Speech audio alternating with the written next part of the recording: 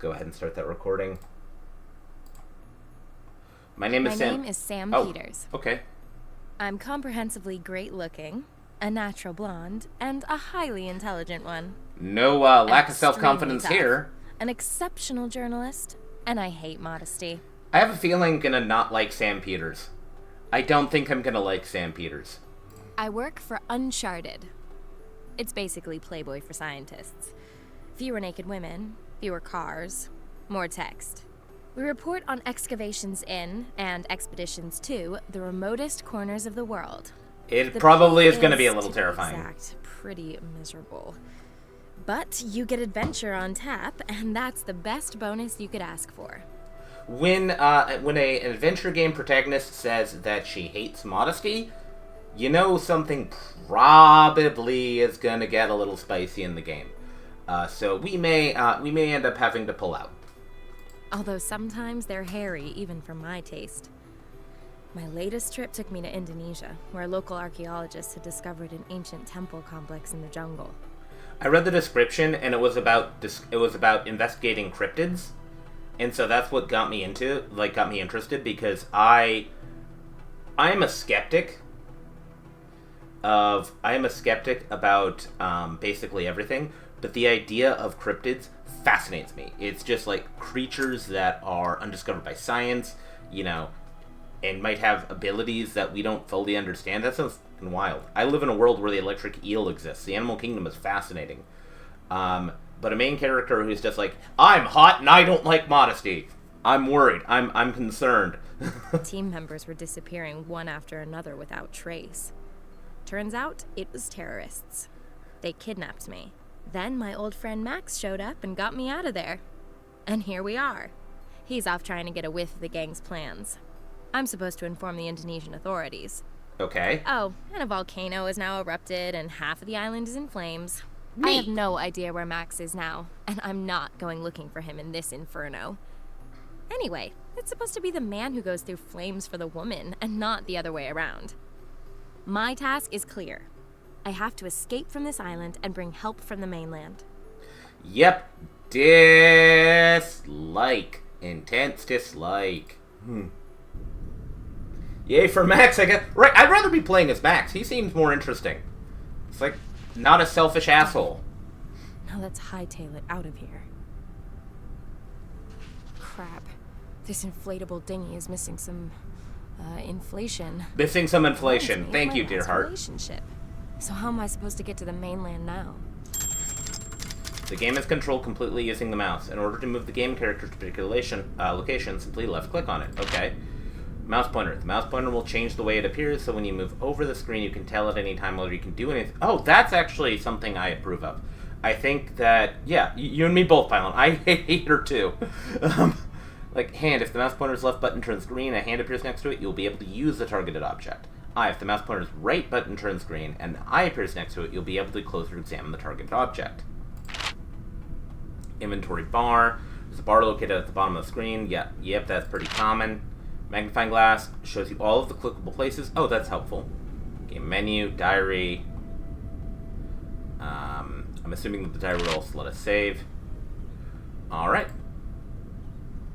When Max came here with this boat, it was in a considerably better state. What the hell is Max stashed in this box? Ooh, he stashed something. Let's take a look at it. Locked. Maybe I can get it open some other way. Okay. My goodness. Max and his weakness for fancy locking mechanisms. Oh, dear God. Okay. So that's a lock system that's going to be difficult to deal with. Alright.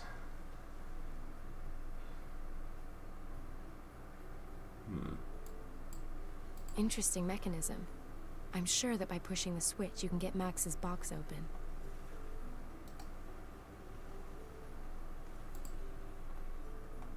There's a line marked on the switch.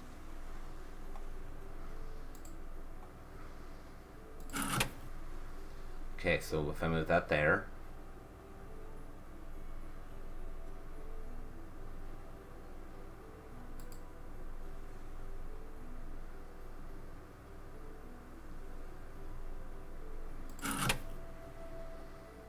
Move the X there. I'm wondering if I need to get them to, like, the top position there. Oh! M-A-X. Okay.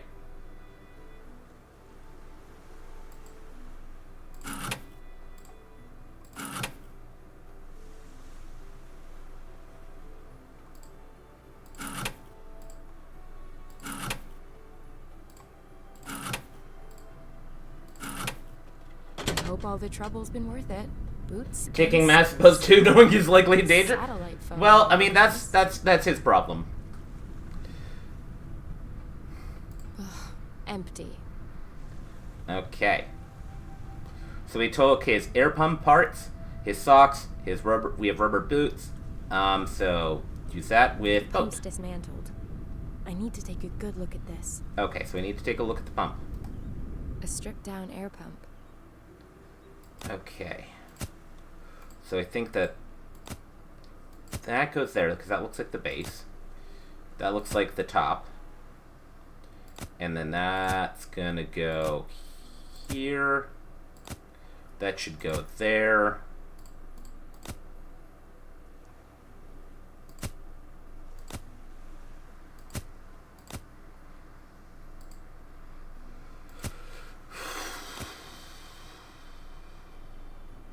Okay.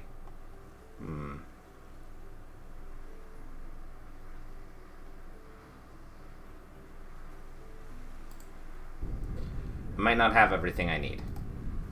A message in a bottle. Saved by him. I hope that they are fail conditions where you click something that will kill her, right?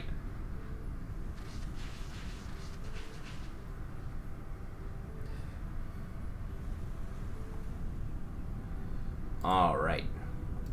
There's a note inside the bottle. Unfortunately, I can't open the top.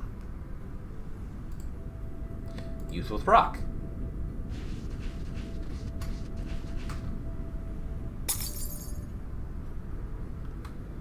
Okay. Shards are lucky.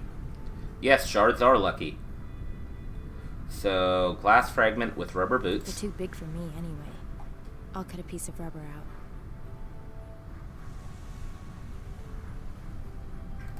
A stripped down air pump.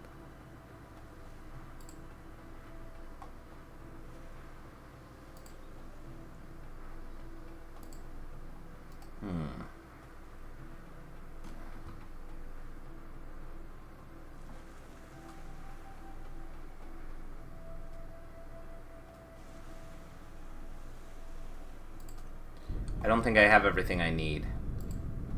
Definitely past its sell-by date as a food source. But that claw might make a useful tool. Okay, so I have a crab claw.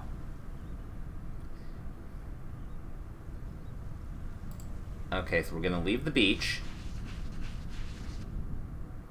The volcano's out of control. Whatever it is I'm doing here, let's do it fast.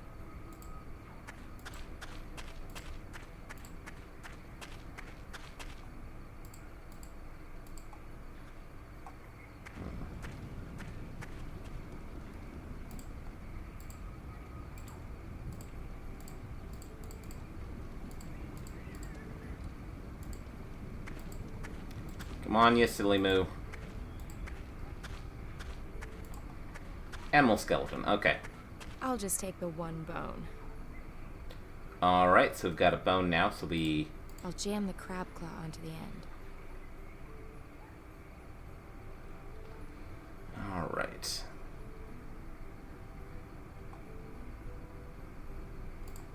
I'll jam the piece of rubber between the claws.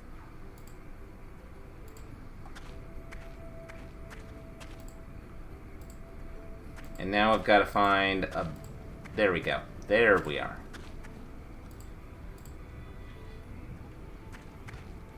Like roasting marshmallows. You have to know when enough's enough. Oh no, why did they take the... Why did they take the glass? A stripped down air pump. Alright.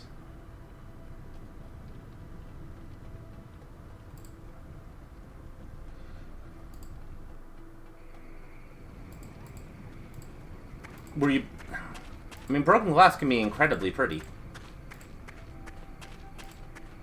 Oh, there's a little arrow. That's neat. Socks on hole. So we need to stop the hole. Let's clean away this grease and sand. So when you're fixing a hole, you always want to make sure you're cleaning where you're putting the patch. Perfect. A stripped down air pump.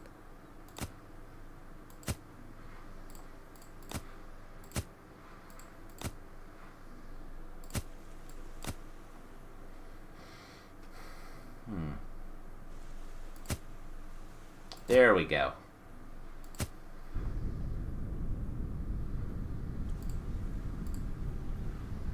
Let's get this dinghy back on the high seas. Gotcha. So they thought they were being, like, protective and keeping you out of danger. Now I can get out of here at last. I haven't phoned in for days. My editor will be going loopy.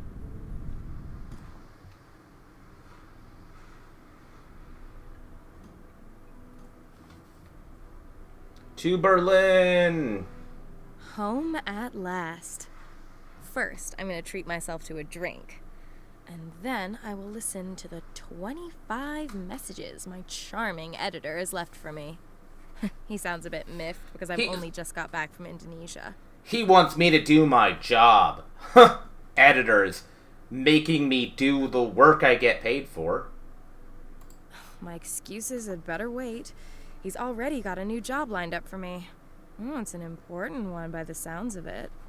Could be big for the magazine. I'd better not waste any time. Okay. Yeah, let's not waste time. Sure, a girl like me can find a new job really fast, but it still sounds like hassle I don't need.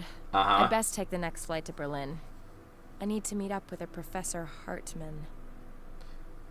Oh, God, she sounds insufferable. He heads up a research group at Humboldt University, and our magazine is one of the sponsors of his Africa expedition. It seems that our professor is hot on the trail of some scientific I hope Max gets revenge later. Same. How often have I heard that shit? The sensation is usually some frothy bullshit that we can't even use to fill the summer news gap. Yeah, how dare, a science magazine, cover a scientific breakthrough? It's only something important and has to deal with an area that has been continually battered by colonialism and civil strife that happened because European powers came in and were like, this is a nation now. It's a perfect square, and it cuts off people who are, this border cuts off people who are of the same group, but includes people that this other group has been at war with for, like, generations. This doesn't seem like a good plan. It'll work out. It's not like they're people with complex attitudes and should be left to rule their own lands and left to decide their own borders. Nope. Let's make like absolute nonsense borders that don't make sense. Anyway, I'm clinging on to this job, which means I'm headed out to Africa with the professor at the next opportunity. I don't know exactly where we're going, so anything could be in store. And that is exactly what I love about this damn job. And I have to admit, I would love her job. I would love to be able to go out and explore an adventure and get paid for it and paid to write about it. Like, that's a fucking dream of mine. I'm in Berlin! The Biological Institute. This is where I'm supposed to meet Professor Hartman. The gate's locked. Gate's locked? Oh no. Yes, can I help you? Hello, my name is Peters. I've got an appointment with Professor Hartman. I'm sorry, but he's no longer in the building. What? But he wanted to meet me here this evening. According to our database, the professor is away on an expedition. He's already set off? But I was supposed to be going with him. Yes, well, not every department of this facility is as efficiently organized as the security department is. Shit. My boss is gonna go bananas when he finds out I've missed this shot. Or you could go What am I supposed to do now? You could go to the Can you hear airport, me? get a flight to where you were supposed to go. When is the departure date? Do you know exactly when the professor jilted me? Just a second. It looks like it was this morning. Okay, but where was he going? Do you know where the professor was headed? No, but you could ask his secretary. Great. Where is she? Frau Mueller has already left for the weekend. She'll be back Monday morning. Have you got her home number? We do. But I couldn't possibly give out private staff details to members of the public. Be patient and come back Monday. That's actually very reasonable. Not an option. That's very No, reasonable. Professor, no story. I need to find him as fast as I can. If I only knew where he was headed. Alright. Can I check out his office? Now I'm really in a jam. Could you perhaps pop along to Professor Hartman's office and see if he's left a note for me? If he had Like left a you lot of note, walk-ins then over it for would me. be I like you. laying down my But belly. sure. Fair enough. Can I get his cell phone number? Does Professor Hartman have a cell number by any chance? Doesn't look like it. We only have his office number here. Could you perhaps imagine letting me into his office for just a mo? Yeah, let's violate privacy laws. Precisely. No, not in my wildest dreams. But I wish you a refreshing, stress-free weekend. Same to you. With bells on. Looks like I'm gonna have I'm to sure have she my thought that say. was clever. No gate stopped me before. I need to get into the professor's office to find out where he's gone. If I mess up this assignment, then that's my job out the window. Alright. Ooh, a carpet. I'm an adventure game protagonist, so Small rolled up carpet. Has someone lost their faith? I'm going to take everything. The first accessory for my sailboat.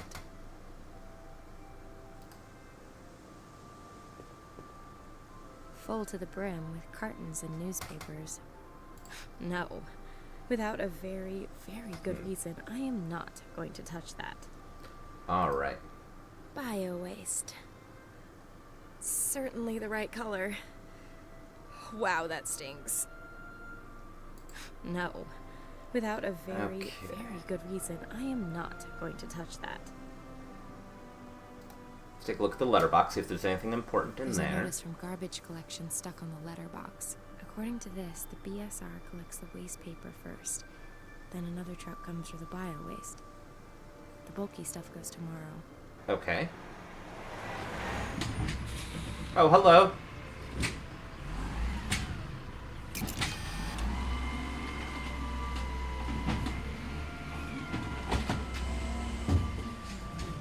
The waste paper collection's been and gone. The security goes back to looking at me. So, carpet. Let's try that with the wall. Maybe I can climb over. Carpet over the metal spikes. I can climb over the wall unscathed, but I'd end up in full view of the security camera. It's not gonna work as is. Okay. Now let's see what's in it. See what's in my wallet. Okay, a €2 coin, a locker key, my credit card, a photo. I always keep this photo on me. It's supposed to remind me what I'm grafting for every day. Fulfilling my childhood dream of owning a pretty little white sailboat. Okay, I thought we were going to humanize her. Right, like, everyone in this game seems to be written with the same voice. Alright.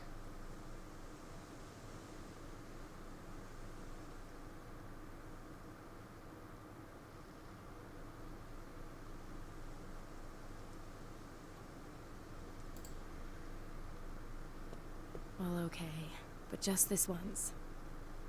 Where's it supposed to go?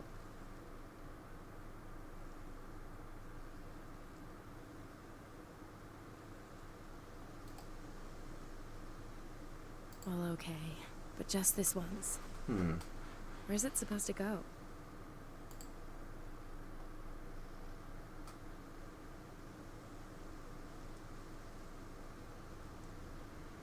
Let's see.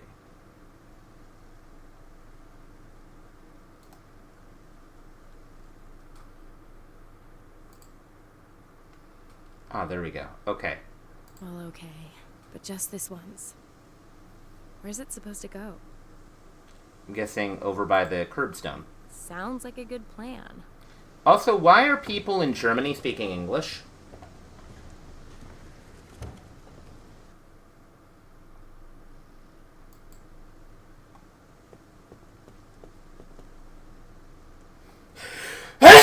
Oh, sorry, excuse me.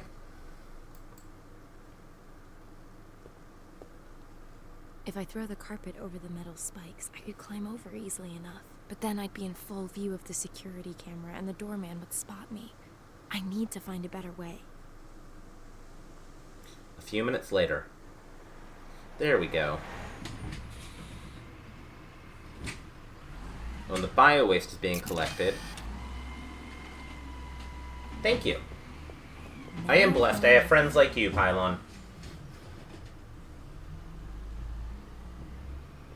Alright, there we go. No one's gonna notice us doing this. Definitely not the guys loading the bio-waste. I somehow have to get into the Institute and find Professor Hartman's office. Alright. Ooh, plastic toolbox. A plastic box. Alright. Let's see what's in here. Thievery. That's what comes from leaving your tools lying around. Alright, what do I have? I have garden shears and protective gloves. And I still have the carpet. Okay. Oh, hey, a rake. That's mine now. I can pretend I'm a gardener. Okay. Ooh, a garden hose. What if I cut off the garden hose and destroy destroy university property? Freedom for garden hoses. Alright. Is that tree dropping marijuana leaves? Like, definitely a... Nope. Nope, too many points. Alright. I'll tie the hose as tightly as I can to the rake. Gonna make a grappling hook. What?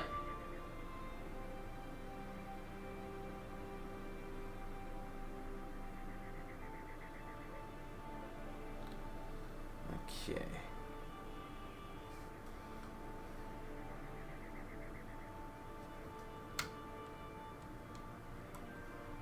Aha!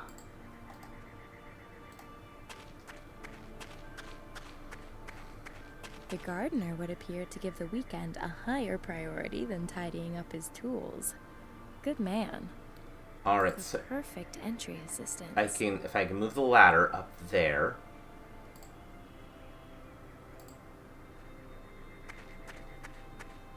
Weed from the sky. Whoever said size doesn't matter was covering something up. This ladder, in particular, is way too short. Okay, well, what if I added a grappling hook to the ladder?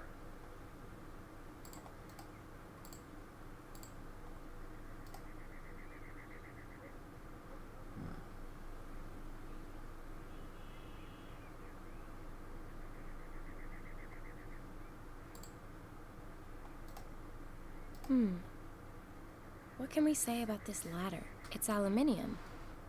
That means it's light and easy to handle. It seems to be new. There are no signs of use on it. Okay. I count 14 rungs divided over 2 legs, which are held together by 2 thin chains. Well, that's that then. Rad, okay. Okay.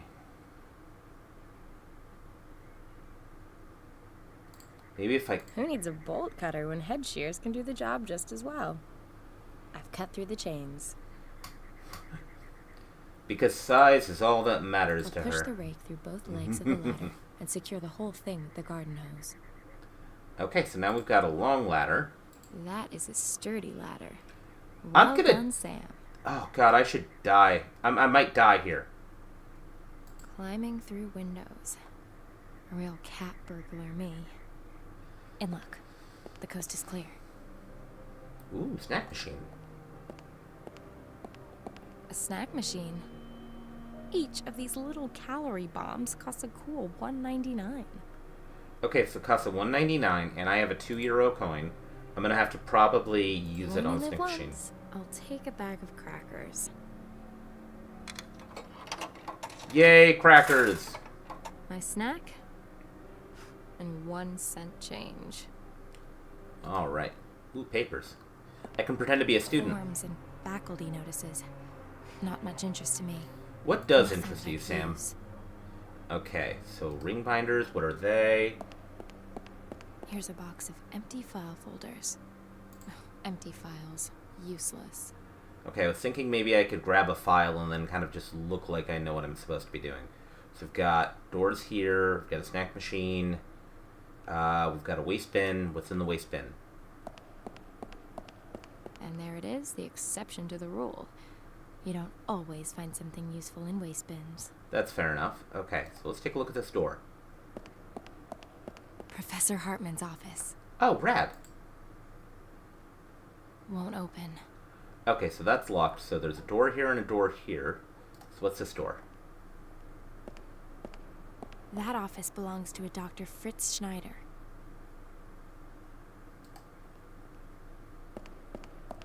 That's Lieschen Muller's office. Okay. So you can go to the stairs here. Let's take a look at all that we can get here. So ring binders, to the stairs, the waste bin, papers, door. Okay.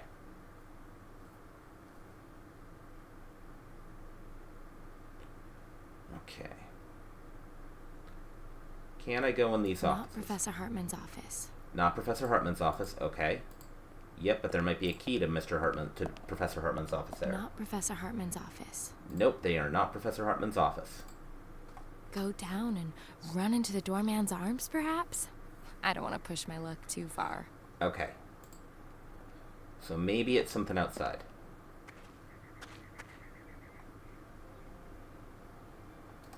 What's the sign there? Our Jill said That's us a like horse she's supposed to chestnut. go with the It guy was that. Tree of the Year in 2005. Right, she's How do breaking I and know that? entering. It says so on the little sign. She's breaking like so many laws. The 1-cent coin is thin enough to unscrew it. Yay, I have a sign now. Amaze balls. Ugh. I have sunk to a new low. Oh god, whoever wrote this character is insufferable.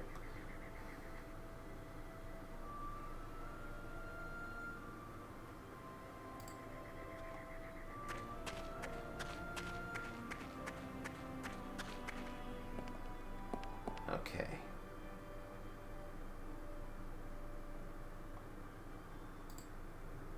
Can I use the sign to kind of like a pry That'll bar? work. I'll bet my sailboat on it. Phew. Okay, so Hooray, I broke find in! the damn info on where our perfidious professor's gone off to. And then maybe, just maybe, you'll get your story, a pay rise, and that nice little sailboat you're dreaming of. Yay, theft! Alright, so let's take a look here.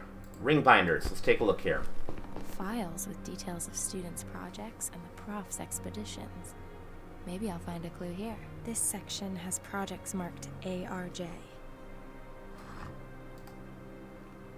These files are labeled CGL. Okay.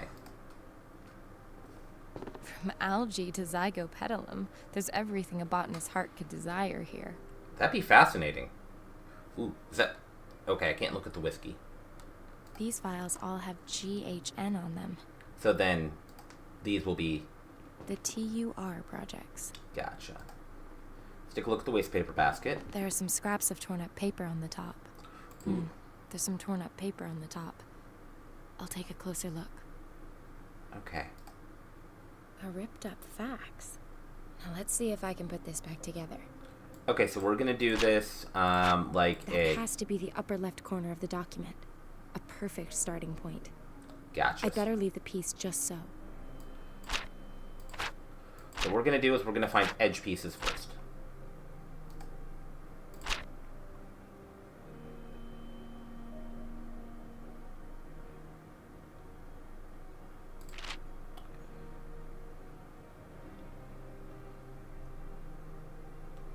So, edge piece.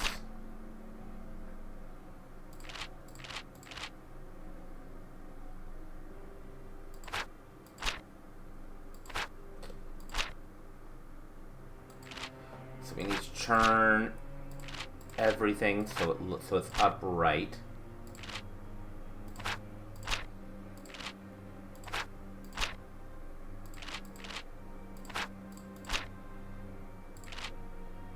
Edge piece and an edge piece. Okay.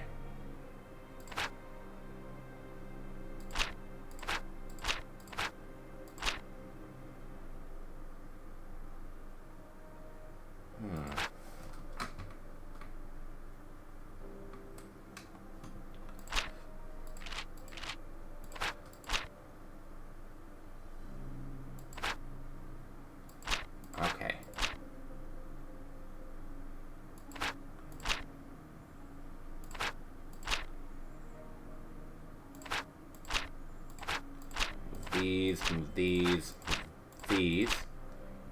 And then there's a line there, so that line will go there. We got this. We got this, friends. We're doing well. We're doing fantastic. It's because I have you with me. You beautiful people, you. This piece, it looks kind of like, I think, South America. So now I need something that zips up there. Continues the line, so that would be that. Then this little guy would fit in right here.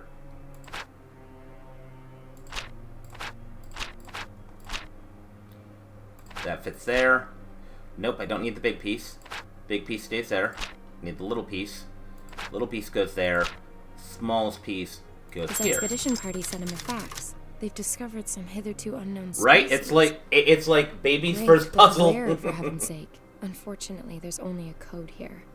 GHN 7531. GHN. So we. But maybe that'll help me further. It will. We need to find the GHN files. So if you remember, it's the middle binders because we've got and. These files are labeled CGL. Right. Professor Hartman's expedition is coded GHN 7531. These here are the wrong files. Okay. Then it's going to be this one. This file is marked GHN 7520 to GHN 7535. It ought to contain notes from the current expedition. Alright, let's take a look. Bingo. GHN 7531. The expedition has gone to Ghana, to Lake Basomtwi. So what the hell are they looking for there? It's a great question. So Biological Institute, Humboldt University, Berlin, German research team. G. Hartman, 24th of August, 2012, Africa, Ghana, Ashanti region, Lake Botswana. There's coordinates. Lake Botswana is 8 kilometers in diameter and approximately 80 meters deep. That's a deep, deep lake. It lies in a meteorite crater in Ghana, West Africa. It is approximately 1 million years old and is the newest impact crater on the Earth's surface. Neat. Lake Basomtwi lies in the meteorite crater in Ghana's Ashanti region. It's 8 kilometers in diameter, about 80 meters deep, and doesn't have an outflow.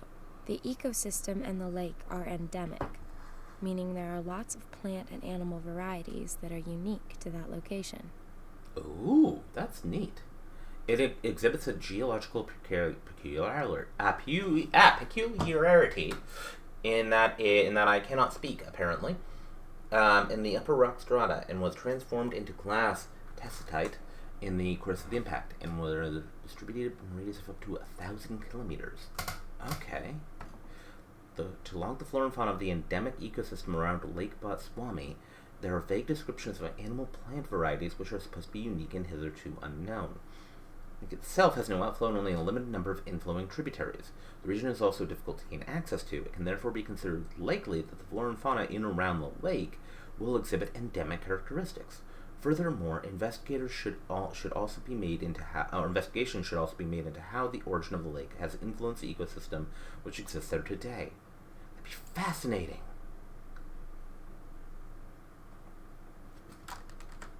Okay. The priority is investigating the effects on the ecosystem of a massive meteorite strike. This is fucking rad.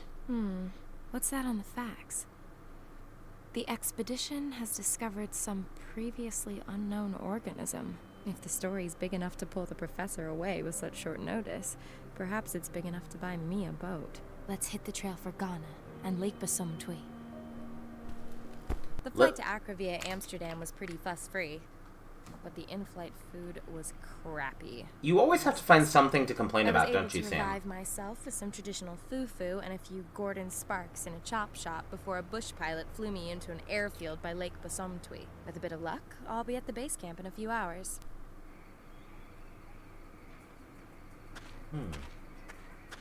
Two little guys playing ball. Aw, Up and neat. left That's in the cute. night. Strange. I've got goosebumps all of a sudden, despite the heat. That's a Bengal kitty. There's something of a horrible feeling here. I'd better get a move on so I can reach the Lake Basomtwi camp before nightfall. Pet kitty. Pet kitty. Sits around all day. Probably shows up for food and fondling. Men. Pet Just kitty. two admittedly unfortunate words. Cat allergy. Oh, people who have a cat allergy have my sympathy. Because cats are best creatures. Isn't that right, Mr. Dipper? You are the best creature. Come, gather round, and have the piss taken out of you by a crazy lady with a megaphone. Ooh, I like it. God, she is insufferable. Absolutely insufferable. Okay. Bottle. Take bottle. Well, okay. I'll take it with me. But be aware Oh, it's a that soda this bottle. is non-alcoholic piss water. Airport terminal, Africa style. A little bit too rustic for my taste. Where's the air-conditioned bar and duty-free shop? It's Africa, dear heart.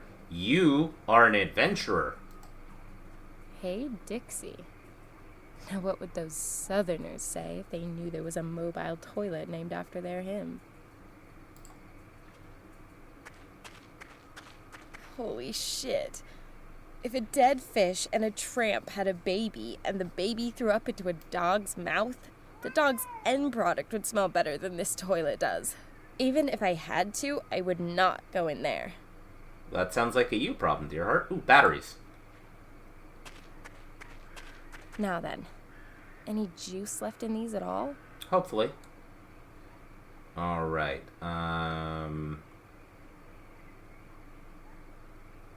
okay. Ooh. Wire rope?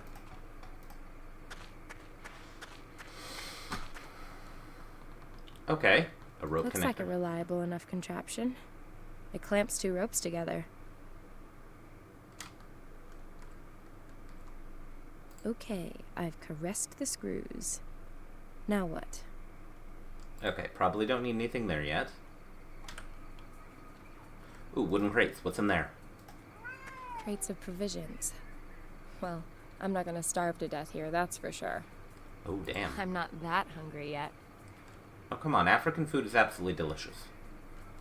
Ooh, a pole.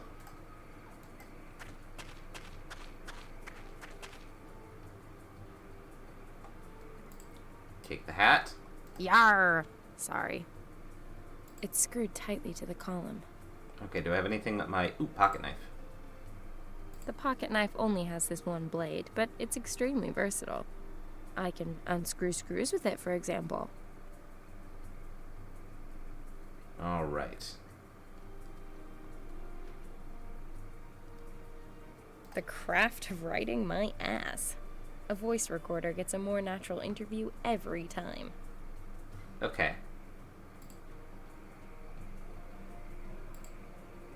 Voice recorder on cat. Because we will carry the kitty's meow. It's making a sound. Hello, Mr. Kitty. How about an interview? Thank you for the profound discussion. Hey, Effie, good to see ya. You know, Pylon, it's funny you mention that because my great-grandfather owned a little bodega in New York. And he hated cats. He hated them the same way that that person did. He would throw his cigars at them until his little bodega got a rat problem. And it was then that with everything failed, he got that cat named Mushka, or Muska. And kept her in the deli, the kind of little bodega thing. And every morning he would come in. She had left rats for him. Just laying out, just like, I killed these. I bring them to you as tribute, Father. And he loved that cat to death. He loved her so much. She was his little buddy forever and ever and ever.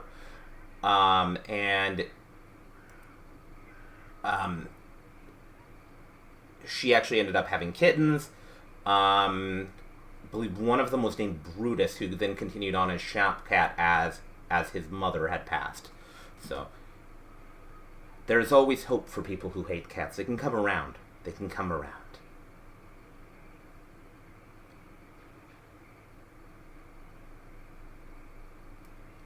All right. Let's see. Do these old batteries work? I'll change the batteries. Okay.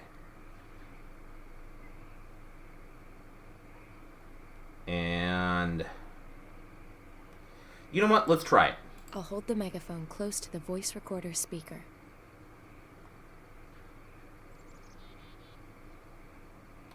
All right.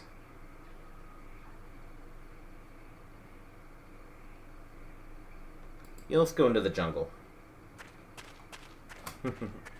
They grow on you. The camp lies northeast from here. That's where we want to be headed. Okay, so let's head to the camp. Run, Sam, run!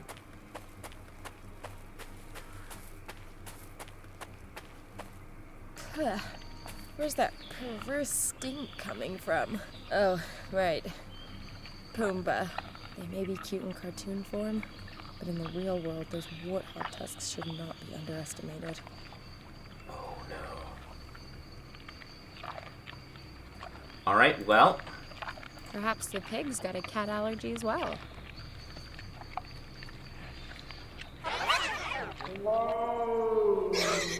Yeah.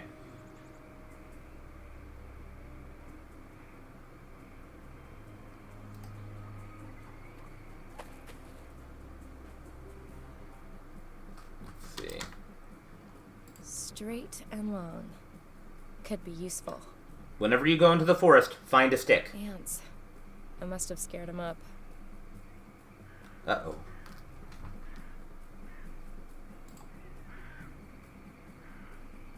Into the jungle.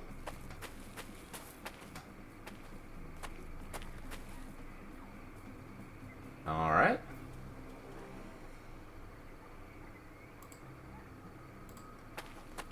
To continue to the camp.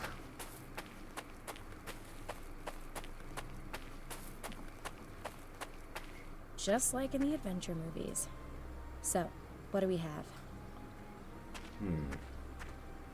Great. The guide rope on the right-hand side of the bridge is broken. That's all I need. I can't get across with it like that. I need to repair the rope first. Gotcha. Okay, so we have a knife with a hat. Pull out a thread. In fact, this cap is such a waste of space, I'll throw the rest away. Boars are terrifying. Like I've actually considered getting a rifle and going to hunt a couple boars because they are they are a invasive species and they're also delicious.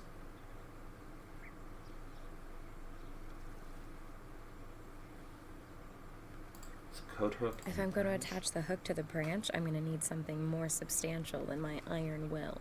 Okay.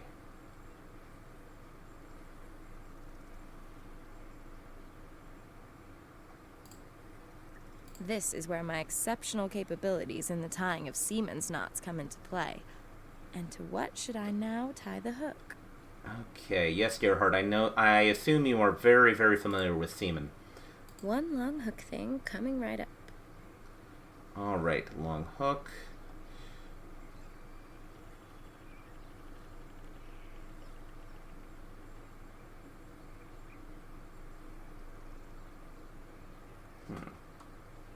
Oh. Okay. Let's grab the bag. To mama. Never in the Southwest, Javinos. Fear not the widows, not the rattlers, not the cougars. Nope, the tiny boar relative. 100%. Because boars, pigs do not fuck around. Well, what have we got here then? Ooh, a wrench. Measuring tape, paintbrush, pencil. Wait, I know where we can get rope. I know where we can go get rope.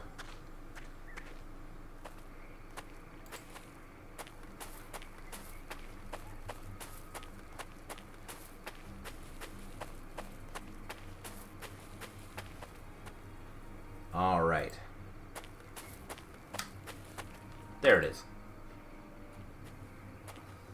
Appearance of being impacted talk to the leading gangs of Mentic chaos.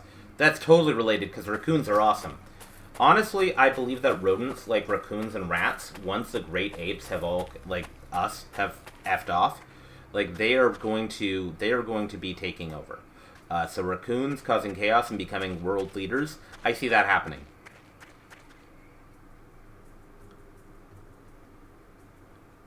Okay, so The wrench fits.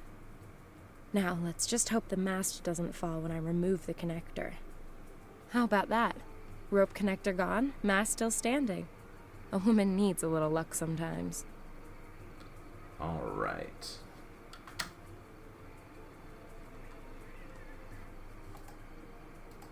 A limp sock. Reminds me of my ex. You know what? Enough of that. Agreed.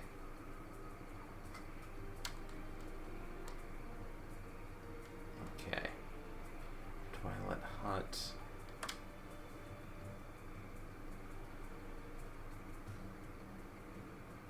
Did I... Okay, got the rope connector. Do I not need the, like, entirety of the... I must not, like, need the, A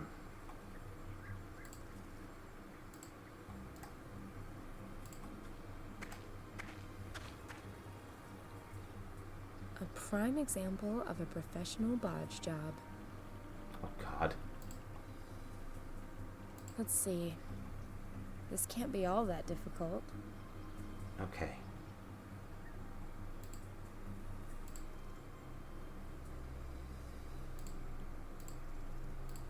And then place the nut. That Place ought the to nut. hold. Alright, cool. That works. It's pretty straightforward.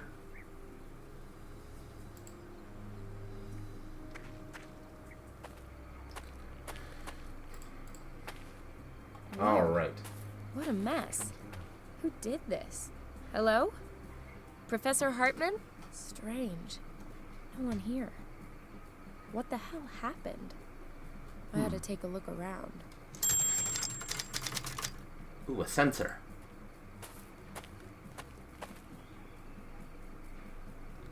Alright, let's take a look in the diary. Guana Jungle, the road to Botswana, here. Okay. There's a fireplace here, but it's stone cold. Gotcha. So it's been a while. A four-legged stand. Can I I take have the to leave stands? the stand where it is. Gotcha. We have to leave the stand where they are. Looks like there's 3 of them. Were they just lights? Dry wood. Should burn well. Oh, okay. Looks like there's a winch there. Let's see if we can lower that. The crank is missing. Okay, so there's a crank missing. So let's go into the hut. Trespassing here is not prohibited. Just impossible. Okay. Won't be attracting much interest on the local real estate market.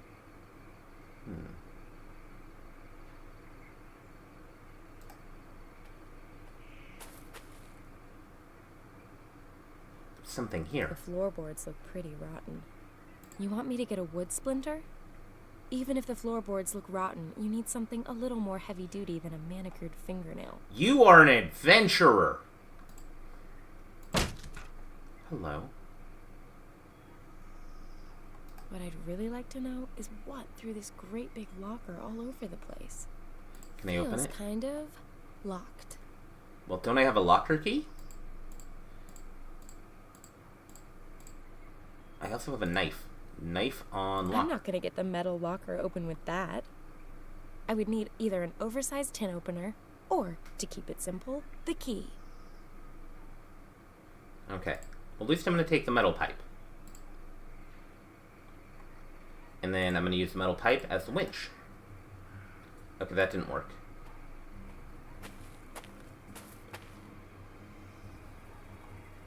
But what if I were... The wrench fits inside the pipe. Haha! I'm a genius!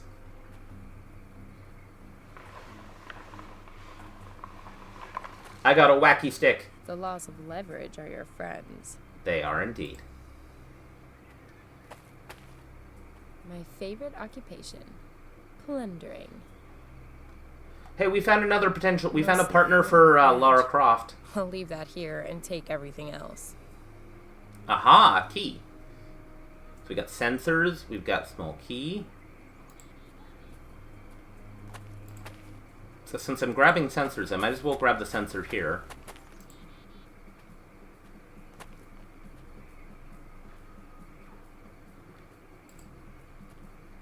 I'm gonna have to probably build something.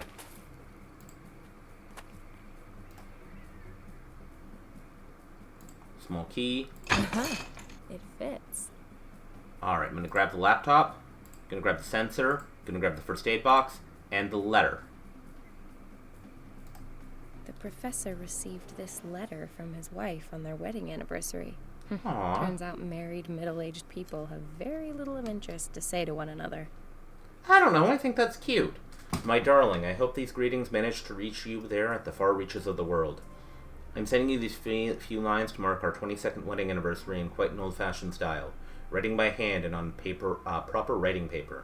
Thank you for always being there for me. Where would I be without you? Thinking of you and hoping that you'll soon be back home where you can catch up on our celebrations. Oh, that's a cute emote. I love that one. You always have the cutest emotes, Pylon.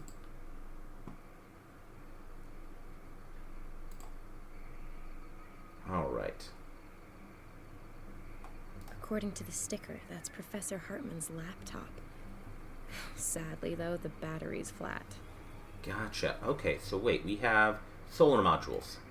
The mobile solar charger has to be assembled before it can be used. Okay. So, cranking regulator, so I assume it has to have adapter cable. Nope.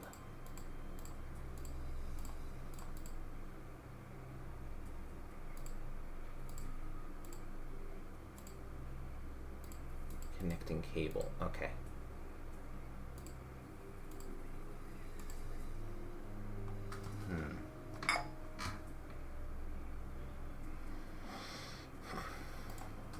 I wonder, do I have to...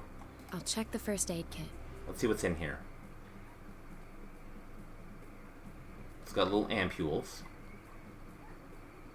of pure alcohol. Okay. Ooh, I can put that in some water.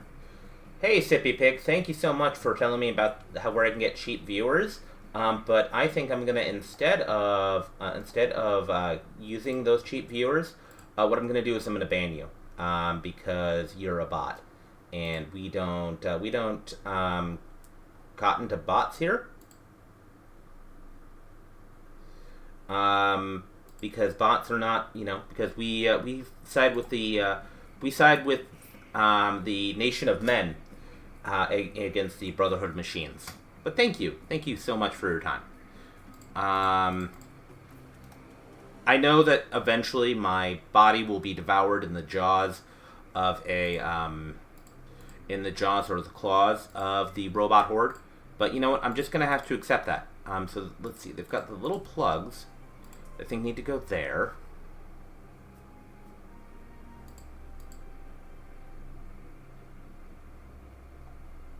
So let's see here.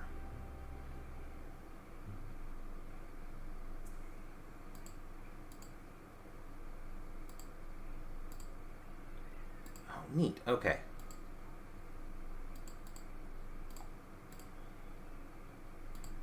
And that will go there, and the power supply would go there. Solar panel will go there, but this needs to turn.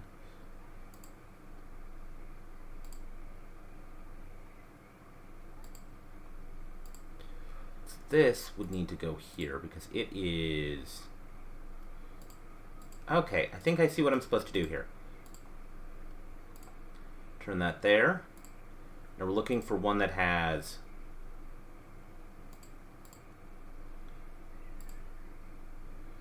two-topper, and then this one would be like that. Okay.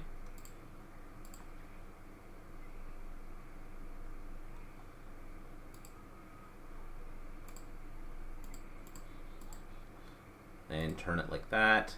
Bearing in mind I don't like puzzles, I've rather nailed that one, haven't I? Cheap viewer is just what I needed, right? Alright, so then we take the solar battery set. I'll We combine it connect with the the solar charger to the laptop. Okay.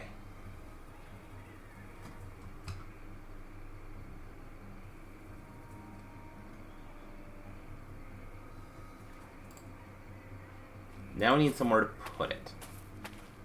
Rock. Okay. So that rock has some sun to it. It's not a lot of sun, but it's some sun. I'll put the laptop and the solar charger here in the sun. The perfect place. Alright, let's use that laptop. The laptop's protected by a code.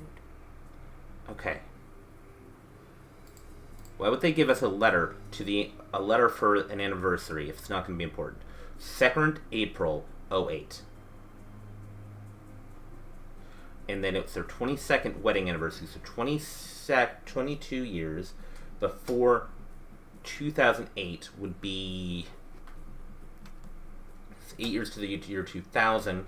So that would put us with 14. So 14 from the year 2000 is 1986. So their wedding date would have been the 2nd of April, 1986.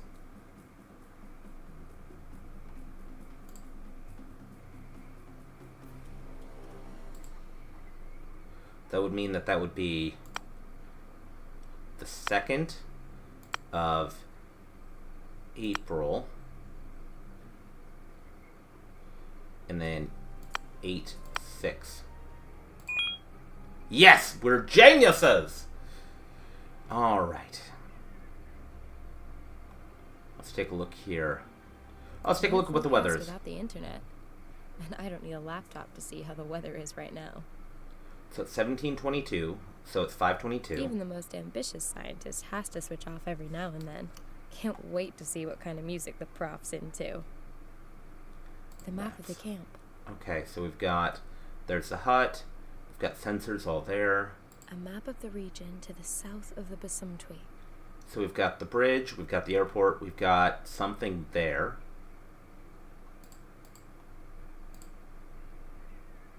No Email. Saved mail.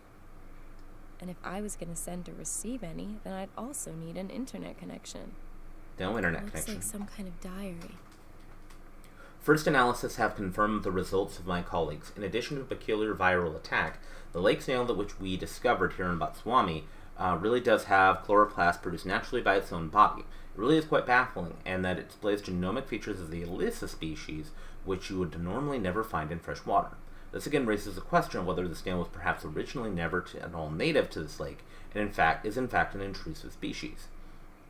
Clearly, the snail has, in just a few evolutionary steps, become symbiotic with the freshwater algae present in the Botswana. Parts of the genome the as yet unclassified algae have been integrated into the snail's genetic makeup, making it able to survive in this habitat. Wow, I love that one. Alright, so it's a freshwater snail that is meshing with algae. Sounds promising. Viruses that are responsible for evolutionary leaps? That story would be an absolute scoop. The process is unique in its manifestation and throws a completely new light on the conditions of the evolutionary process.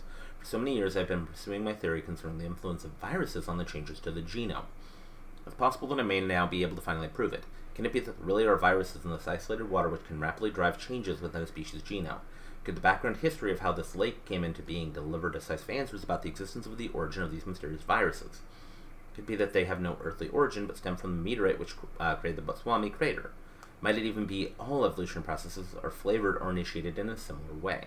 We'll be working on all of these questions in the coming weeks and months. If I can prove my theory, then it shall surely be a bombshell in scientific thought. That's actually kind of interesting, because viruses are kind of like, as far as my understanding, I'm not a biologist, so take this with a mountain of salt, but viruses are, I don't know if they can technically be fully considered a life form, because, I mean, they do have DNA, but they don't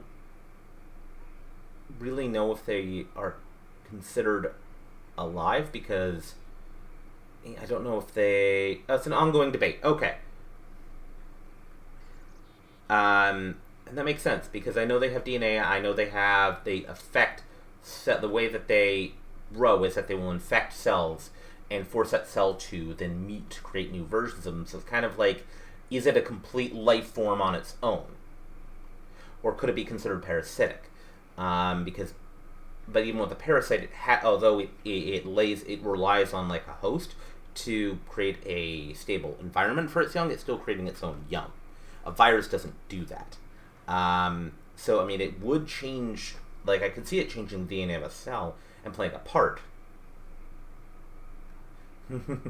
No worries. I also have a mason jar full of coffee if you need something to drink. Tonight we are drinking a beautiful, drinking a beautiful blend from Kenya. Absolutely delicious.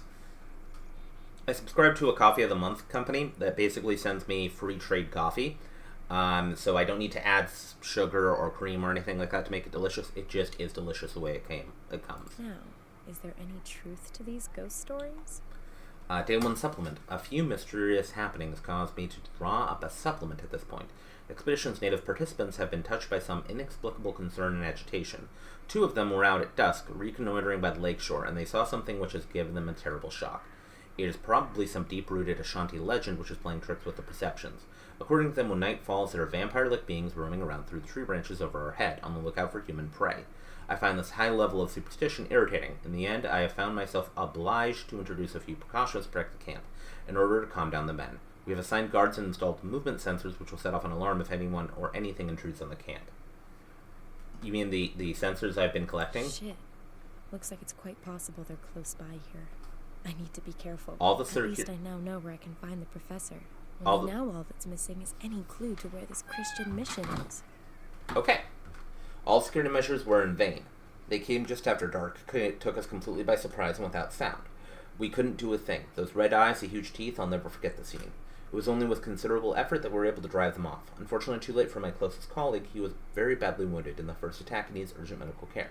Along with everything else, those who had contact with the attackers within no time at all began to suffer influenza-like symptoms. It's no longer safe in the camp. We are therefore going to set out immediately to make it to the Christian mission. I know how dangerous it is in the jungle at nighttime, but it can hardly get any worse. We are definitely trying to keep together. I would hope that I can confirm with some healthy men tomorrow in daylight to secure expedition's research results. There's no time for that now. We're going to come back. They're going to come back. May God be with us. Okay, so if we take a look at the photos. This is where Hartman saved the pictorial info from the current expedition. Okay, so from space, arrival at camp. God, he looks like a goober. The first dive, the bay near our camp, and just wonder. That is gorgeous. That's fucking gorgeous. Okay, so map maps. of the camp. A map of the region to the south of the Basumtwi. Aha. That over there to the west has to be the mission that Hartman wrote about in his notes. Lovely. Okay. So where it is. It doesn't make sense to set off for the mission now. I don't want to be wandering about in the jungle after dark. I'll spend the night here in the cave. Chasing after our scientists will have to wait until tomorrow. I'll set up the motion sensors and build a nice big fire to keep the beasties at bay. Okay. Alright, so let's see here.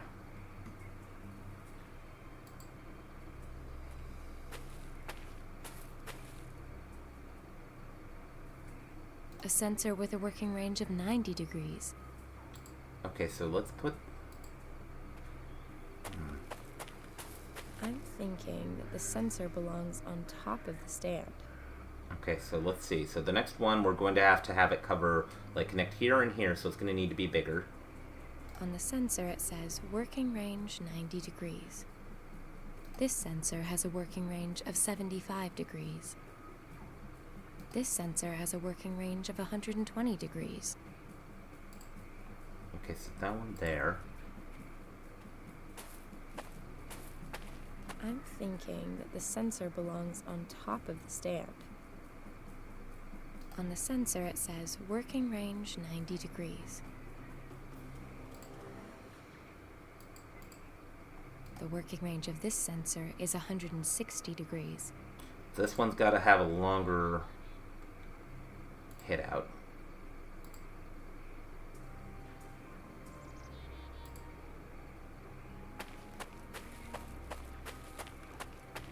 I'm thinking that the sensor belongs on top of the stand. Okay. On the sensor, it says working range 90 degrees.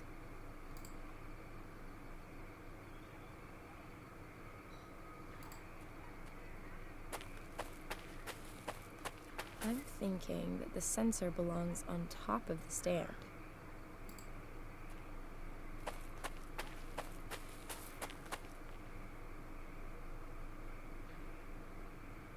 This sensor has a working range of 75 degrees. The working range of this sensor is 160 degrees. This one's got a wider range, so it's got to be here.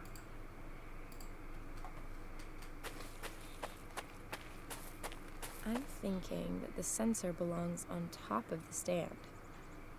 Okay. Then that one there. I'm thinking that the sensor belongs on top of the stand. This sensor has a working range of 75 degrees. Okay, no, I think that one's going to have to be to the right of the winch. Because it's got to go kionk wonk. So it's got... And then this one's just going to have... It's just going to connect there, so... This sensor has a working range of 75 degrees. I'm thinking that the sensor belongs on top of the stand. There we go. I'm thinking that the sensor belongs on top of the stand. There we go. Looks like the sensors are set up according to plan. Let's grab some firewood.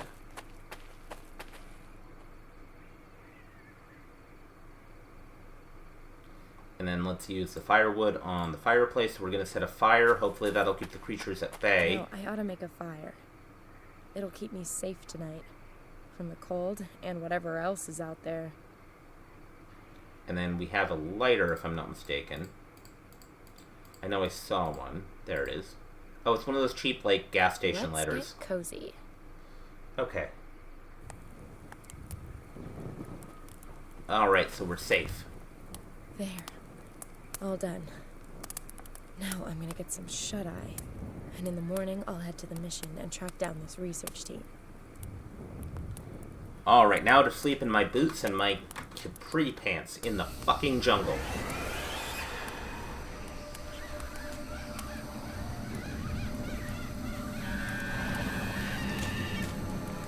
What are they? Animals? Nasty. I need to scare them off somehow. Alright, so let's... Okay, so you know what?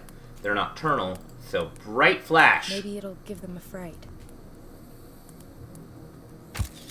Ha-ha! Fear the sun! I command the sun! I am your god! Stay gone, too. It won't be too long now until sunrise. Okay, and now back to sleep. What a night. I never got back to sleep. What were those things? Hey, maybe I caught them on camera. Did I? What the... In all the horror movies I've ever watched, I've never seen anything like this. Okay. I mean, that looks like a native who has dressed himself in some kind of, I'm guessing some kind of paint. I mean, at least I hope so, because could be some kind of demon, like demon ape. Oh, hey, there's a mission that we didn't see at all. Mission. On a road that should have been very clear to us.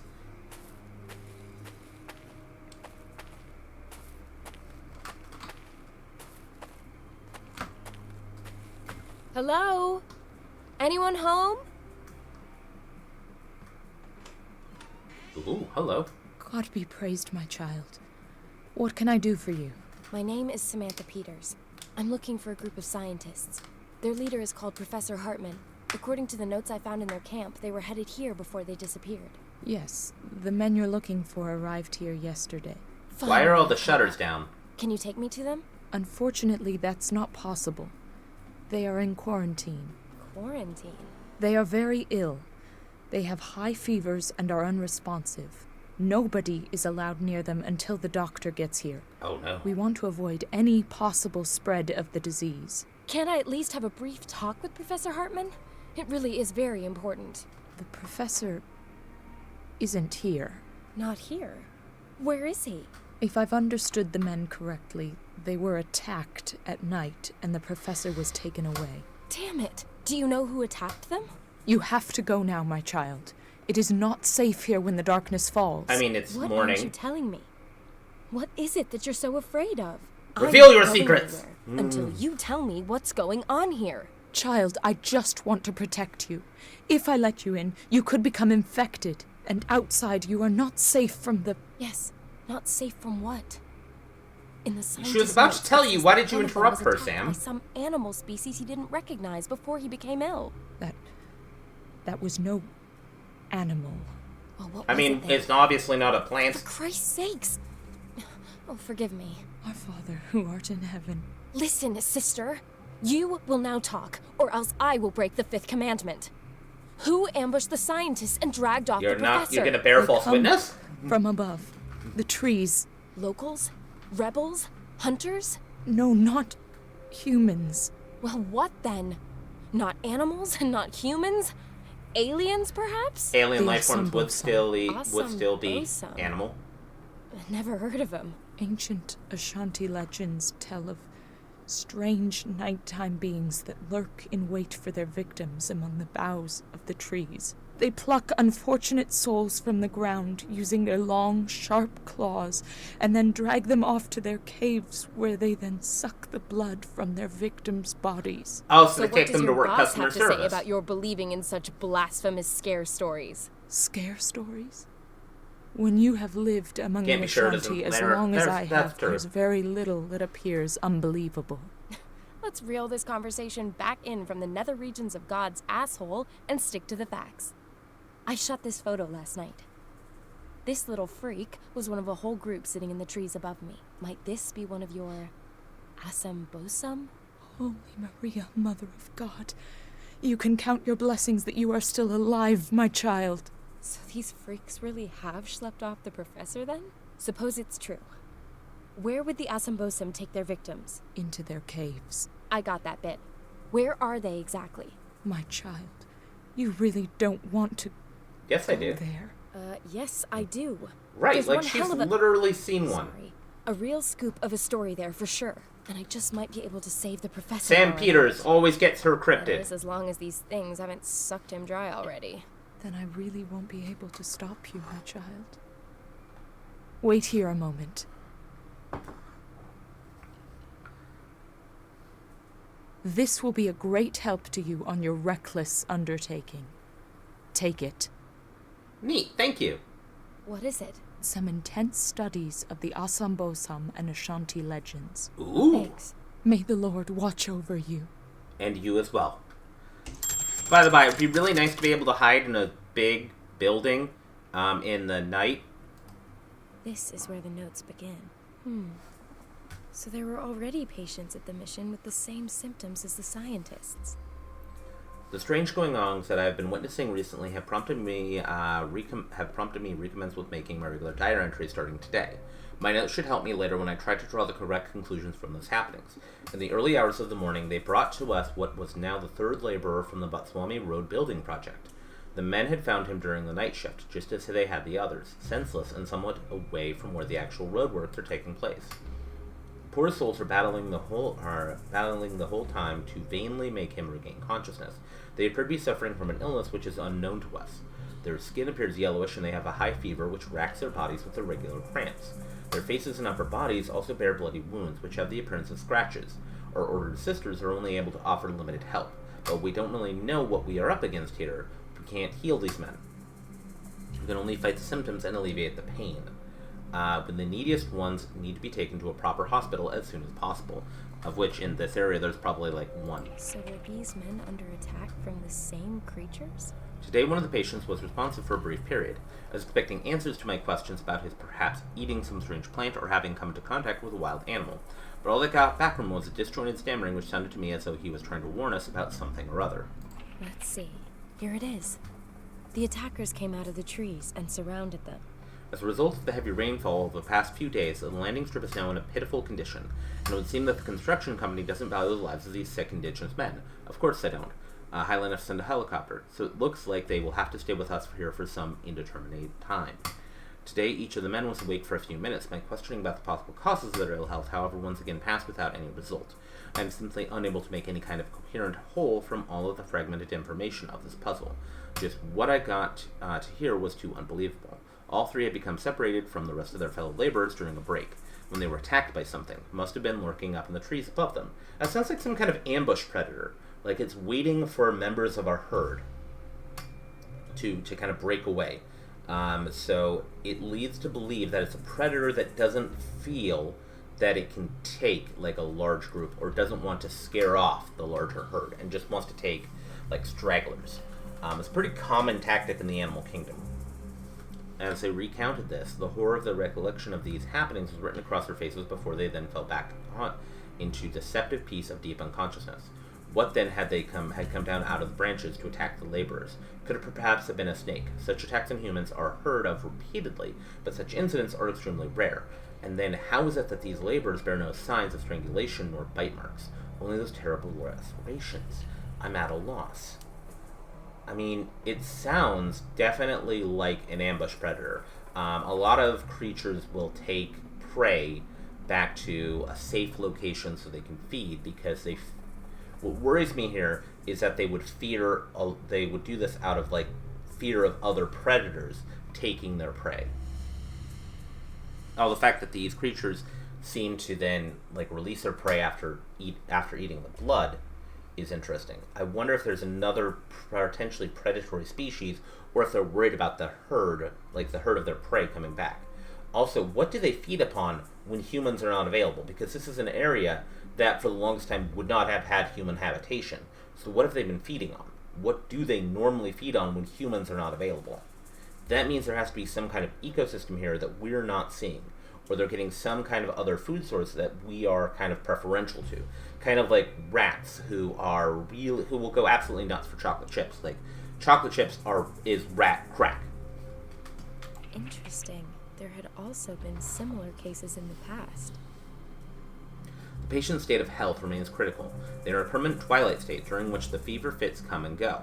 But I am also finally able to report something positive. I did in fact come across a highly promising clue yesterday. I found reports with a description of a quite similar pattern of illness in our order's records. It was about 60 years ago that a British surveyor was attacked, following which he then suffered fever, cramps, and yellowing of the skin, and was brought to our mission. According to the records, the victim spoke during the fever episodes of demons with long claws and fangs which had waylaid him in the night from out of the trees. Similarities between the events of then and now are obvious. I definitely have to find out more about this. If I only knew what we were dealing with here, I could then perhaps help the sick laborers. The locals call the attackers the Asambosum. Yeah, that's what the Also lady supposed to just be told us. responsible for transmitting a virus. The old Ashanti shamans were able to control these mysterious beings and could protect themselves from the disease. I have returned today from a 2-day journey on account of the miserable road conditions. I had to make my way to the next village on foot, but my efforts were worth it because there is a Ashanti shaman there, old Kunabe. We have known one another for many years, and neither he nor I harbor any kind of prejudice or resentment on account of our rather different views of the world and belief systems. Rather more, I respect his wisdom and experience, and they were once again of inestimable value to me. Though his stories in this case did require a high degree of the suspension of disbelief. According to his telling, the British land surveyor, as well as the native road laborers, were all attacked by the faceless ones. They had a face. It had eyes, nose, and teeth. Bunch of teeth. In the language of the Ashanti, these beings are known as the Asamposum. They are ancient and live in caves which they leave only at night. They lurk in the branches of the trees looking for their prey, but will only attack what they believe to be intruders on their territory. The shaman underscored his story with gruesome descriptions of these beings, which very much remind me of the old vampire legends of Eastern Europe. Note that these creatures exist only in the realms of myth. Kunabe also had some rather less gruesome and also all the more interesting information to impart. For the old shaman, these beings were apparently the guardians of the forest, and they maintained direct contact with the Asambosum. They knew where they hid, and also were able to control them, and above all, protect themselves from the disease they carried. According to Kunabe, this knowledge was unfortunately lost over the passage of time, but he reassured me this legend is true, and that the Asambosum do still live in the jungle, and do still protect it. Should this be true, I then need to discover this secret at all costs. It's kind of interesting because vampire legends exist in every culture around the planet. And it's kind of easy to see why, because blood, like a loss of blood being a loss of life, being a destruction of the person, primitive peoples around the world would see that. Like, people who don't understand, how the body works would just be like, oh, something is definitely, that the blood is a life force. Without it, they don't know what blood does, so they're like, oh, it's some kind of life force, it has some kind of connection to human, existence. And something feeding upon that, stealing the life, would be like a destructive, kind of interesting thing to look into. The priest found himself in great danger on his quest for the antidote. The laborers have now been in our care for almost 2 weeks. As before, they are still suffering from fever and cramps. Barely anything has changed in their condition. The puzzling sickness had them firmly in its grasp. Even though I'm completely aware of the dangers, these past few nights have been out rambling in the jungle. Should there have been a spark of truth to the old shaman stories, then I'd rediscover the lost wisdom, not least to help the sick laborers here on our mission. And it's kind of interesting, because if you look at it, where European vampires were nobility, they were landowners, they were old, wealthy families. So, draining the life of the peasantry, draining and destroying the society. Here they seem to be draining the life of those who would invade, and that's kind of a protective, vengeful spirit, because in a jungle there's going to be a lot of creatures that are just going to be very territorial, very hey, you shouldn't be here. You are not, human, you are not at the top of a food chain here. It's kind of a different sort of feeling, so I get that. The Asambosum exist. Now it's gonna get interesting. I'm still quite confused. He spoke the truth. Every one of Kunabe's words is true. The Asambosum exist. I ought now to treat myself to a little peace. The efforts demand its payment. My exhaustion and fatigue will be conquered with a few hours of sleep for sure. Once rested, I shall carry on with my diary tomorrow. Ugh, such a lot of text. The priest stumbled across one of these Asambosum and followed him to a cave. Last night I went further into the jungle than I have ever been before. My route led me into the direction of the lake, and I took a rest in a small clearing. It is as still as the grave. No crickets, no frogs, no birds, nothing. Only the quiet rustling of the leaves. I looked around, but could hardly make out a thing in the pale moonlight. As my eyes explored the jungle foliage and gradually adjusted more and more to the sparse light conditions, there it suddenly was, not 5 meters above me. There it was squatting, staring blankly at me. Its silhouette was barely discernible from the gray-blue background, but I quite definitely recognized the being. I noticed how it scrutinized me, stared at me, and sized me up. It must have paused there for quite some time, and I felt an ice-cold chill down my spine.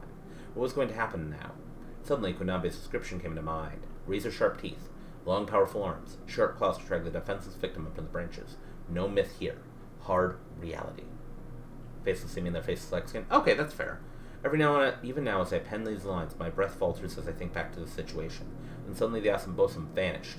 What kept him from leaping on me? I don't know. He probably saw me as not being a threat. And luckily for me, he wasn't hungry either. Whatever, he skillfully darted off through the branches. Fast as an ape. The Lord only knows where I found the courage, but I set off after him. Notwithstanding some considerable effort, I eventually found myself standing in front of the Asambosum's caves. I'm going to return to this location tomorrow, and I'll explore further. The translation of the inscriptions at the cave entrance brought something astonishing to light. It detailed a description of a ritual which could protect against catching the Asambosum disease, and which could also cure it. After a thorough investigation of the entrance to the caves, I'm convinced that it was made by the Ashanti shamans. All around, I found numerous heavily weathered inscriptions which I had just translated this evening. Was I in the cave? No, I'm truly a God-fearing man, and for that reason, following the encounter of the previous evening, I was unwilling to once again make demands on the presence of the Lord. Nobody should unnecessarily expose themselves to the danger that lurks in those caves. I have therefore decided to take my knowledge with me to the grave. If some poor soul should ever see themselves forced to enter into the caves, the seeker will find the required guidance. What I originally wanted to know, I was able to garner from the inscriptions on the walls at the entrance of the caves. In these, the old shamans describe a ritual which protects them from the Asambosum disease. It involved the shaman burning certain ingredients in a pot next to the entrance to the cave before they entered the cave to cleanse themselves, and the smoke from the mixture. I intend to use this ritual on our patients here. Hopefully the concoction will have a positive effect. Okay. They carried out the ritual, and despite no ready explanations for how, it worked. These experiences really rocked Father Samuel's concept of the world. Thank you. Thank you, Sam. I have something joyful to report. Following my carrying out the shaman's rituals, our patients are doing considerably better. The fever has eased, and of yesterday, the 3 laborers were awake for several hours. They are most certainly on the road to recovery, and I'm quite sure that in a few days' time, they will be completely well again and can be discharged. Although the way that this medicine works remains a mystery to me. The success is obvious and has quite surely nothing to do with a miracle. There is so much in this world that we do not understand. Much may be hidden to us, and much appears impossible to us, and yet it is there, and sometimes it even shakes our beliefs. Neat. This is where it lists what you need for the ritual and how to carry it out. Okay, so before one can enter the home of the Asambosum, one must first find and cleanse oneself in the smoke. To do this, one should burn the following ingredients in a pot directly next to the entrance to the caves. Pure alcohol, sugar, and secretions, at least 5 samples required. These are the herbs of the plants, blossoms from the gothe plant, hassaneth blossoms, rose herb twig, star lily blossoms, and a few stalks of alisan. Wow, that's incredible.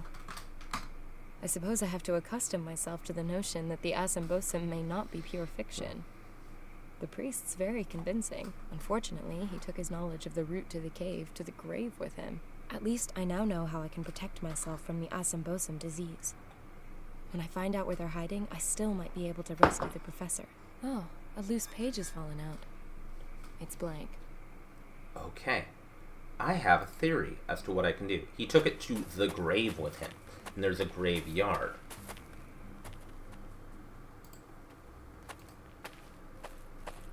Father Samuel's grave. Strange. No epitaph, no date of birth, no date when he died. Just the name. Oh, and 9 curious symbols chiseled into the stone. Looks like lines and trees. I may at times have let myself get talked into things. I also may have been incentivized by the odd payment. But grave desecration is definitely off the agenda. Fair enough. Great. That lets me transfer the symbols onto the paper. The pencils had it, but I've now got perfect copies of the 9 symbols on Father Samuel's gravestone. Okay. So I have a theory here. I've transferred the ornamentation from the gravestone onto the paper. So I think what I'm going to have to do is going to be some kind of...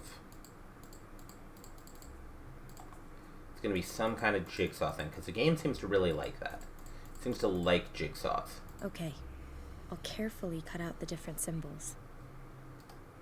I can't exactly say I'm crazy about puzzles.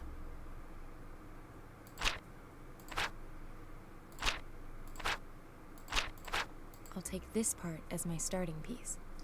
So that part's our starting piece. I'll take this part as my starting piece. Okay.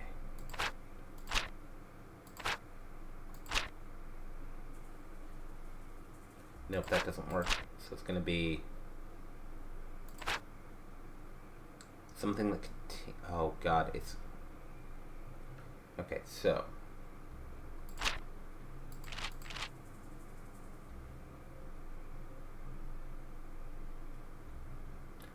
We've got a tree there, so that trees are going to go there.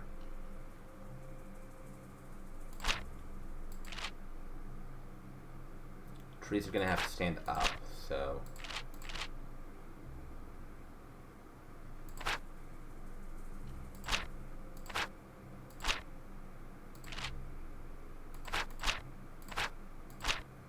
That looks like...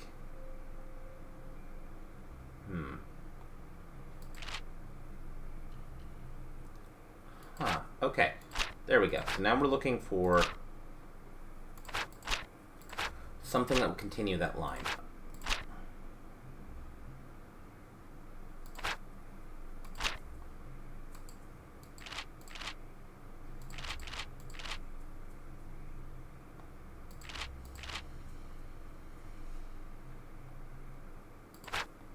No, I don't think it's that.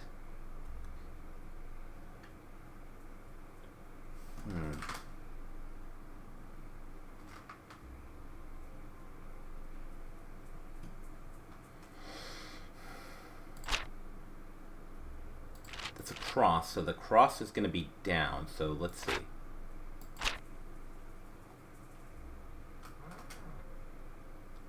Sippy, ooh, looks tasty.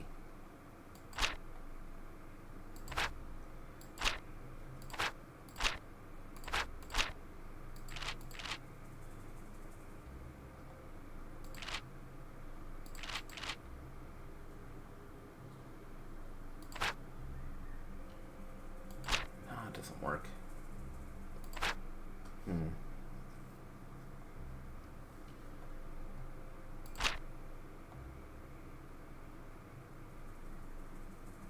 Oh, there we go.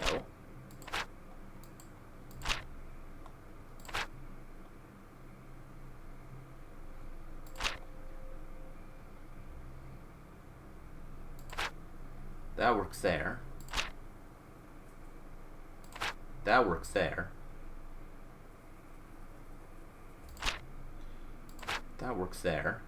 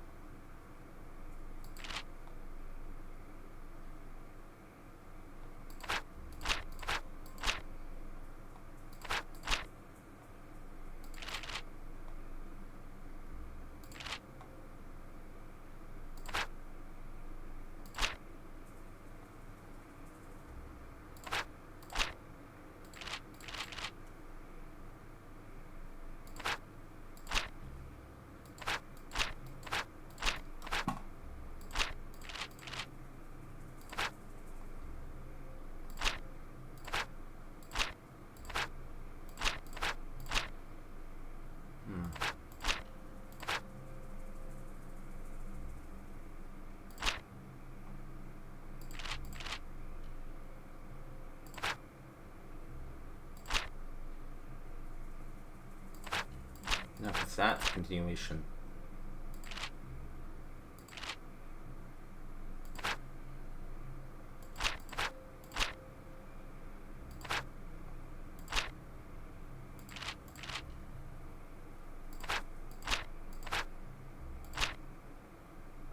A map. There we go. The route to the Assambosum's caves. There we go. Okay, so we've got a map now.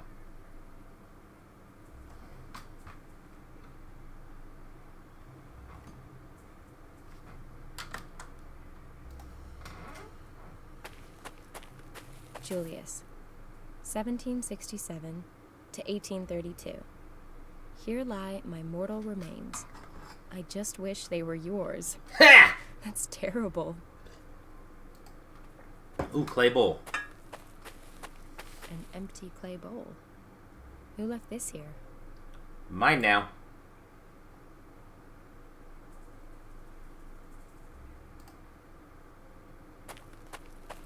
On the gravestone it says, J.H.M. Excuse me for not standing up. Must have been a proper gentleman. Or a Groucho Marx fan. And a rad guy. Billy, 1907 to 2006. Only the good die young. Either he had a low opinion of himself or a wicked sense of humor. Sister Josephine, 1852 to 1904. Here rest her bones, and for the first time, alone. Cheeky. I think I would have liked several of the people who are buried here. Check out the grassy area. I ought to concentrate on the plants I need, as listed in the diary. A few stems of alyssum also need to go in the pot. Okay. Looks like the Goethe plant. I'll pluck myself a blossom from it. I ought to concentrate on the plants I need, as listed in the diary. Okay, so what is listed in the diary? So I have the Goethe, the Assam, and now I need Star Lily, Rose Herb, and Hyacinth. That has to be rose herb. I need a stalk from it. I ought to concentrate on the plants I need, as listed in the... I ought to concentrate on the plants I need, as listed in the diary. Okay, so I have 1, 2, 3. So I have 3 of them. Star lily. Very pretty. 1 blossom for my hair, 1 for the ritual, and 1 to stamp under my feet as an expression of rebellion. Don't hurt the plant. I ought to concentrate It on did the plants nothing I to you. need, as listed in the diary. Okay, so what are the other ones I need? Hyacinth. Okay.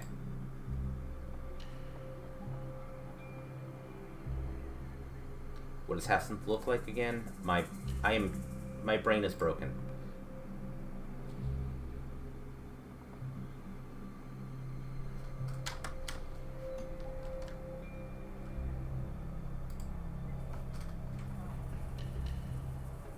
I ought to concentrate on the plants.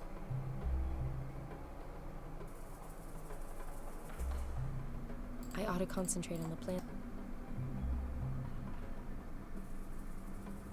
I ought to concentrate on the plants I need, as listed in the diary. Okay. I ought to concentrate on the plants I need, Isn't that as listed Hyacinth? in the diary. I ought to concentrate on...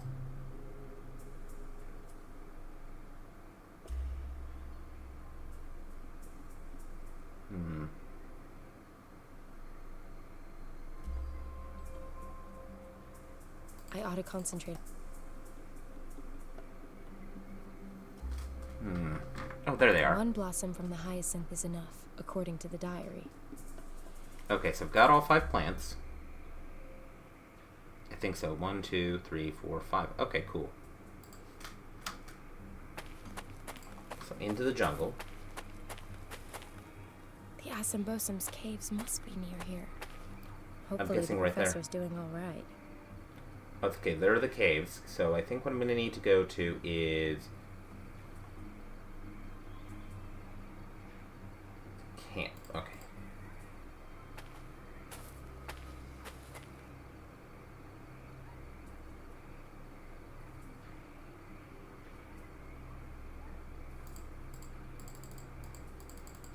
So I have a thought on what we're going to do, and it's going to be silly, but I think it's something we're going to need to do.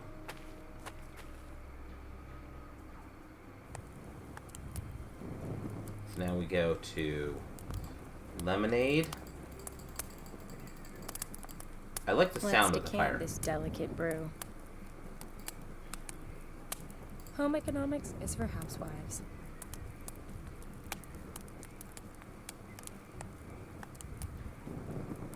Boiling the lemonades produced a thick, sticky syrup. Okay, so then what we do is we grab our paintbrush. That should work. We stir it.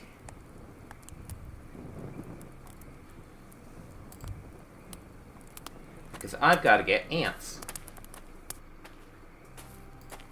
And where did we find ants? We found it with the best stick.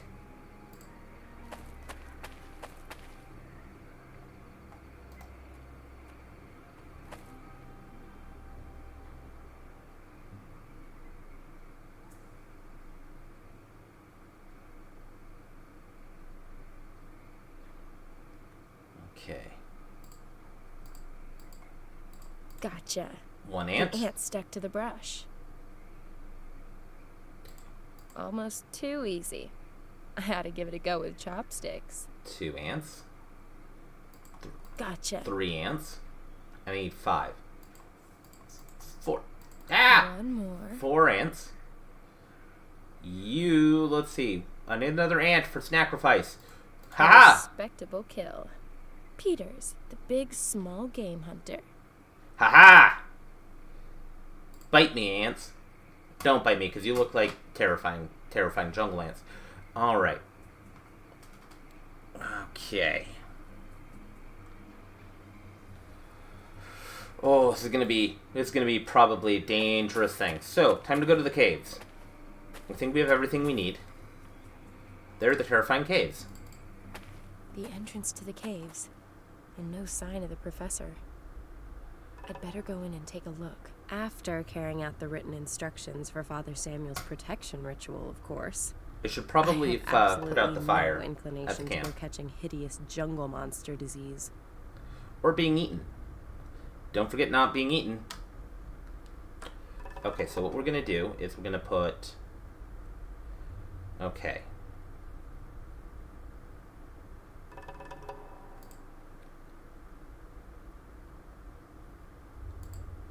Put the syrup. Put the ants in the pot. Alright. And add pure alcohol. And in it goes. Then I need to put the plants And in it goes.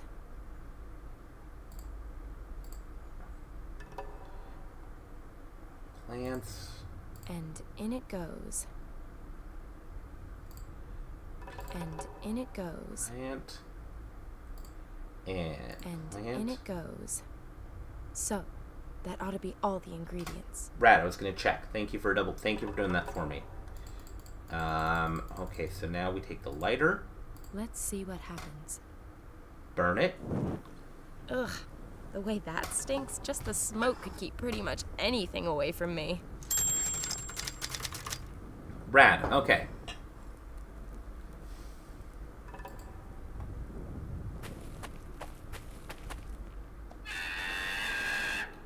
Oh, Jesus. Was that one of those things? A mask with eyes, mouth, and some kind of war paint. Okay.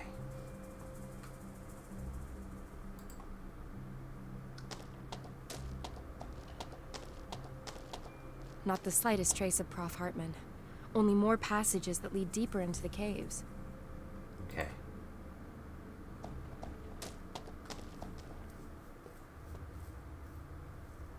Hello. It's like some kind of graphic novel. The story begins with a man choosing children from a large group. They follow him into a cave, and the door closes after them. The children continue to live there while the man teaches them to fight. The man also gives them food, and so the children gradually grow into men. But what is that? The children seem to change on the way. Their arms become longer, and they get great big fangs like predatory animals. Pretty gruesome. So it sounds like the man was creating some kind of protective force. Looks different from the other rocks. What is it? Could be some kind of amber. A lump of resin. It's supposed to burn like tinder.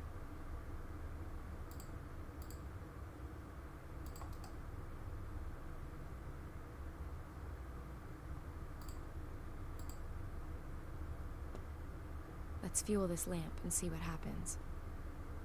Okay, so if it's a lamp and it burns. Go, go, gadget, fireball! The resin's burning. It's specifically that one. The poor children. If I only knew how they were changed, they'd make the story of the century. Perhaps the professor knows the answer. If he's still alive. So reaching downward, okay.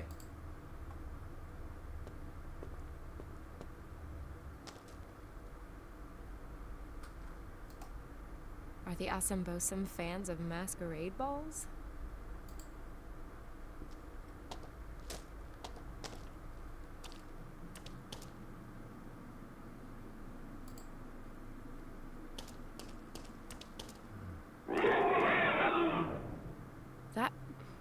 Was that an animal? Or a human? Or... the poor children. If I only knew how they were changed, they'd make the story of the century. Perhaps the professor knows the answer. If he's still alive. Okay.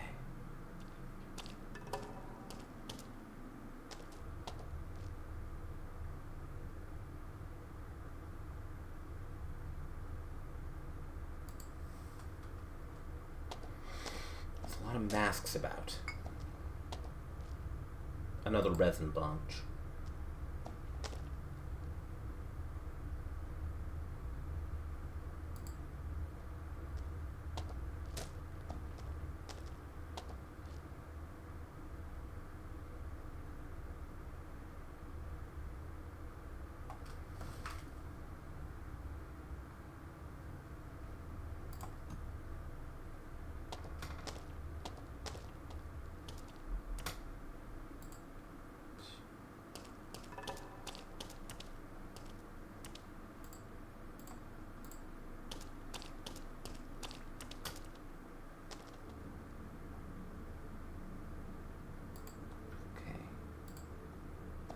So there's that same Let's one. fuel this lamp and see what happens. Which one will it light?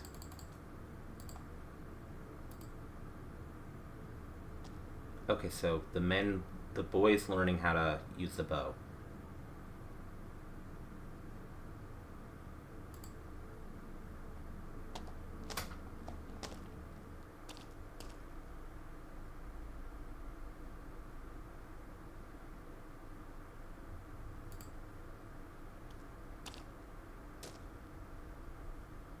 Another chunk of resin. We know where that goes. We've seen...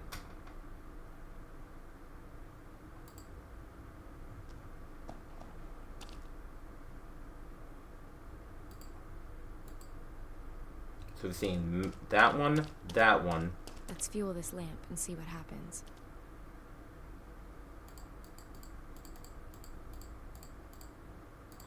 Okay, so let's see here.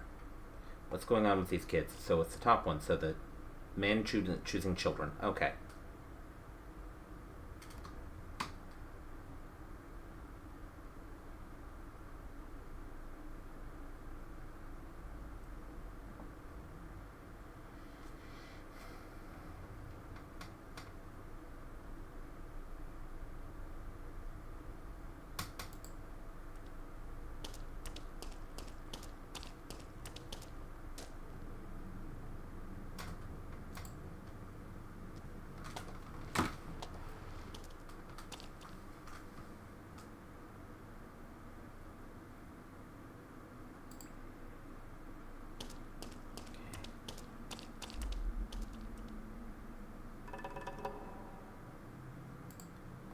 Another lamp.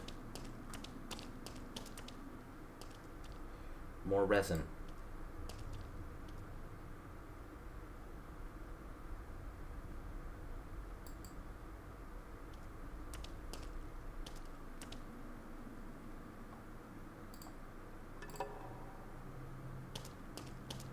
Let's fuel this lamp and see what happens.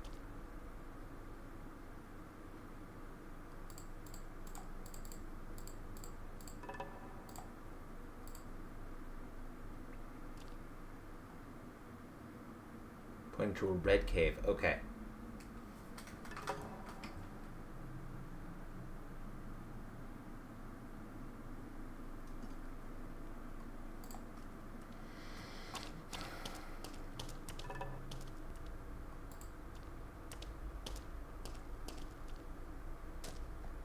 That's another one. So we need to find more resin.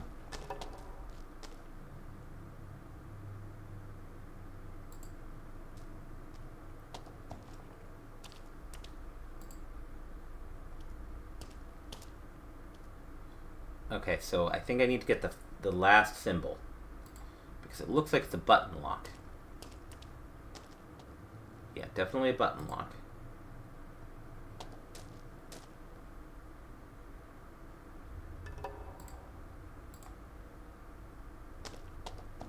Let's fuel this lamp and see what happens.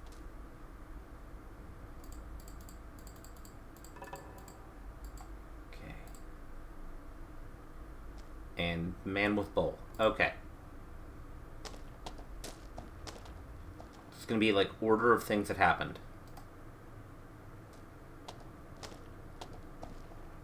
This mechanism with the 5 stone wheels would appear to open the door in this room.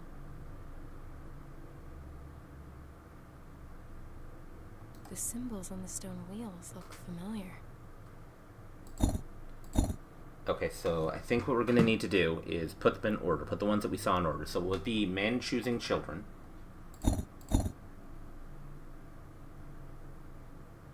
Then it would be man taking them to the red cave. So pointing to red cave. Then it would be them learning to fight. So it would be bow. And then being offered the bowl. And then it would be them pointing down.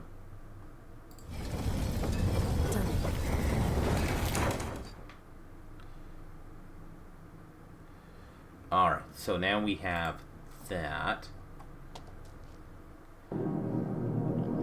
Oh, hello. Hey guys. What's the haps, hip cats? Professor! Those damn creatures. You know what scared you off before?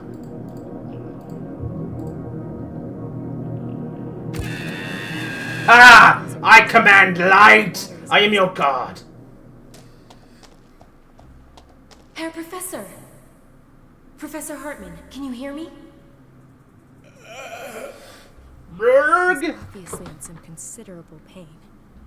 I'm not going to be able to move him until those wounds are patched up and he's feeling better. Okay, so let's see here. So I have gauze. Gauze on. And that should keep the blood off my clothes, and, broadly speaking, inside him. God, I hate you, Until I get Sam. him out of here. Alright, so we have that. Painkillers. Here, get these down, you prof. That will have to do until we get back to the mission. Okay, let's Don't grab worry, them. Professor. I'll get us out of here. 2 days later. Hey, Professor. You look considerably less shit than you did when I found you 2 days ago. Welcome back to the land of the living. Thank you for the expressive compliment. The sisters have looked after us quite devotedly. Wonderful. And of course, my deepest thanks to you for your getting me out of there, Miss... Peters. Sam Peters. I'm the journalist that you abandoned. And you are the journalist. Please forgive me for setting off without you. But the situation left me with no other choice.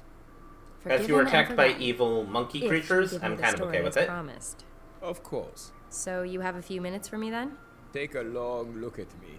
Do I look like I've got anything else planned? No, not really. I'm just not entirely sure that I'll be able to give you all of the answers. Let's find out. You want to know what the Asan Bosam are? Yes, I do. Spill it, Prof. They are humans, I'm sure of that. Did you see the wall paintings in the caves? Yeah. The Ashanti were always a very secretive people with an extraordinary bond with nature. Oh, don't give As me with the, all like, native native Their magic living thing. space also forms the basis for their existence. They naturally defend it with every means at their disposal. Natives were more in At touch with some nature, point, and so the therefore are, Ashanti you know, shaman like, must have realized that they would not be able to defend their lands indefinitely from outsiders. They therefore trained up some quite exceptional warriors. The ritual that's shown in the cave paintings. Correct.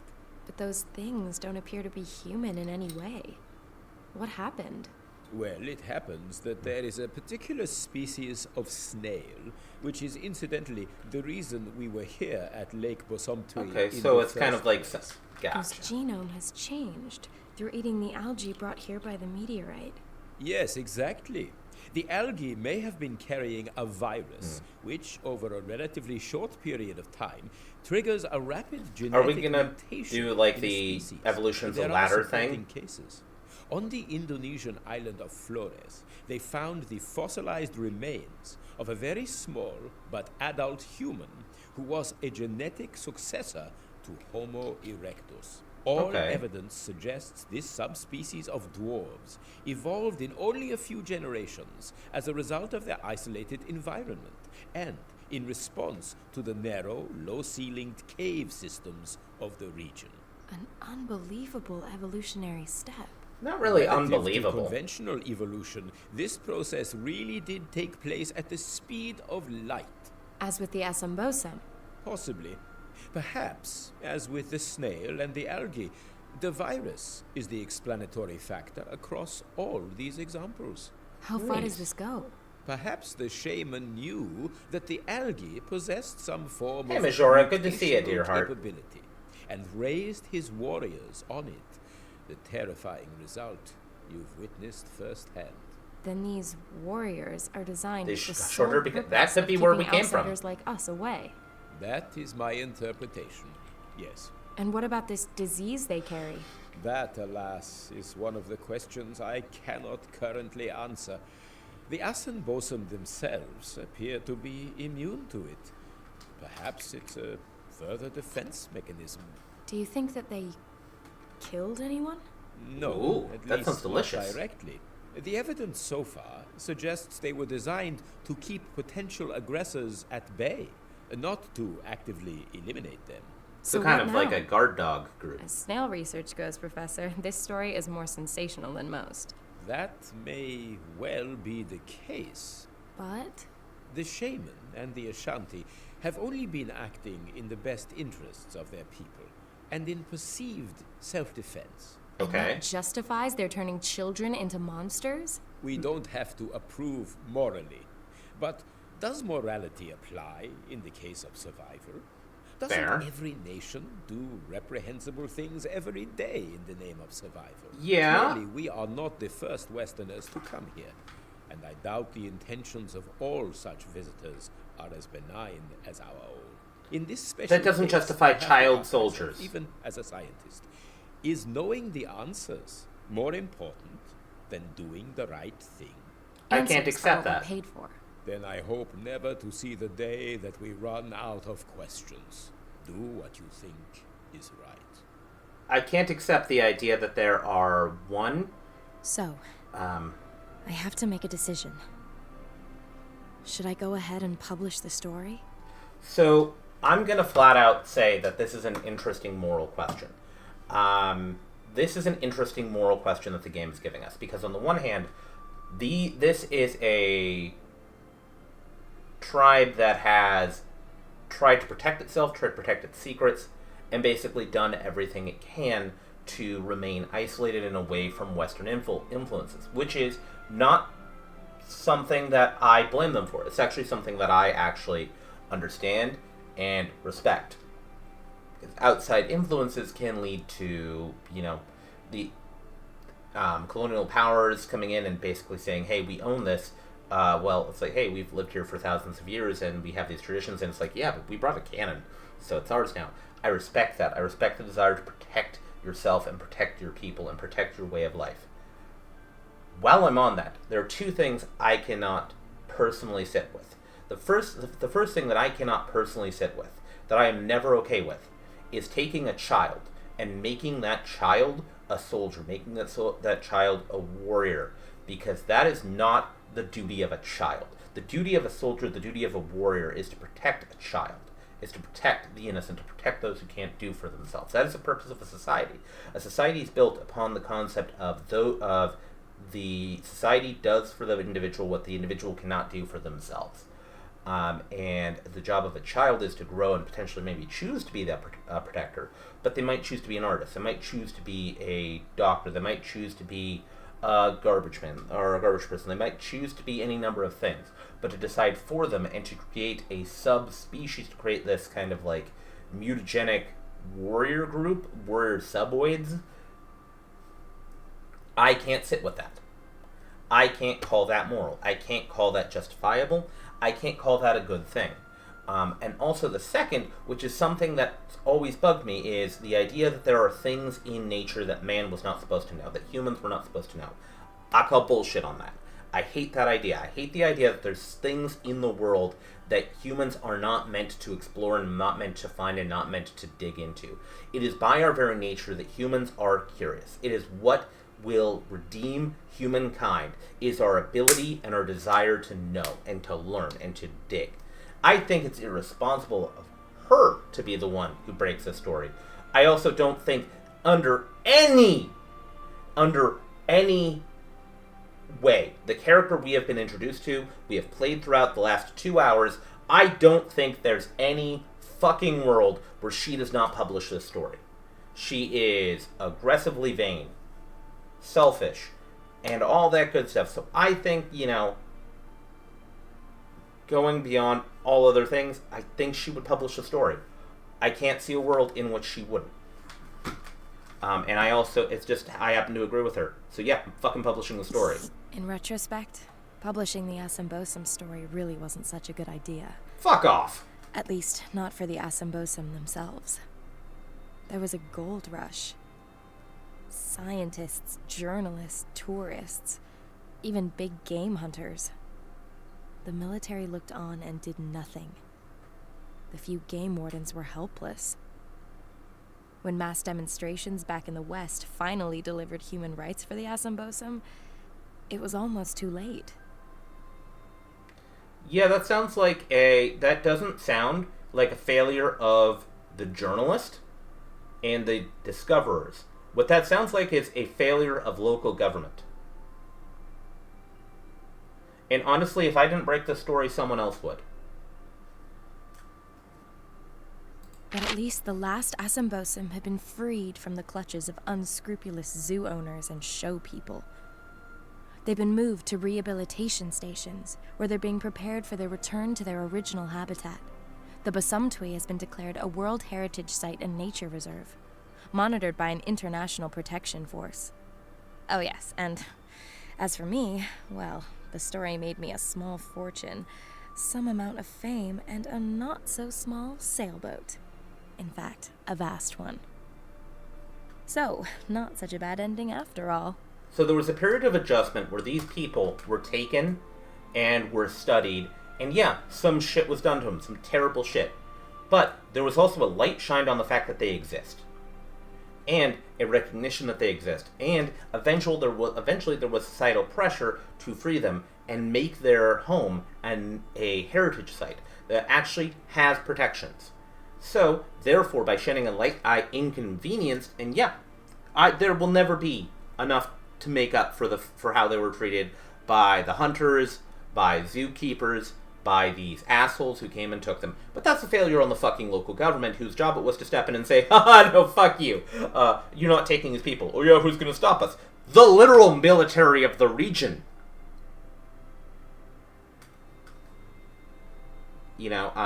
And tracking what happened to the Assambosum, could potentially open up new understandings of what makes us us, and how life evolves on this planet. So yeah, I actually count this as a good thing that happened. The secret was out. There was a light shine that these people exist, so therefore nobody can come in and go like, I'm going to take one secretly and I'm going to fuck with it for science. Like, ultimately, good happened. And don't you dare moralize at me, game. I think I did the right thing there, and I did what the character would have done. Yeah, it was maybe a little bit selfish, and maybe it should have been I should have approached the government and published with them, and told them, hey, here's the thing, I'm going to be publishing this. This is shit you're going to want to deal with. But at the same time, it was going to come out.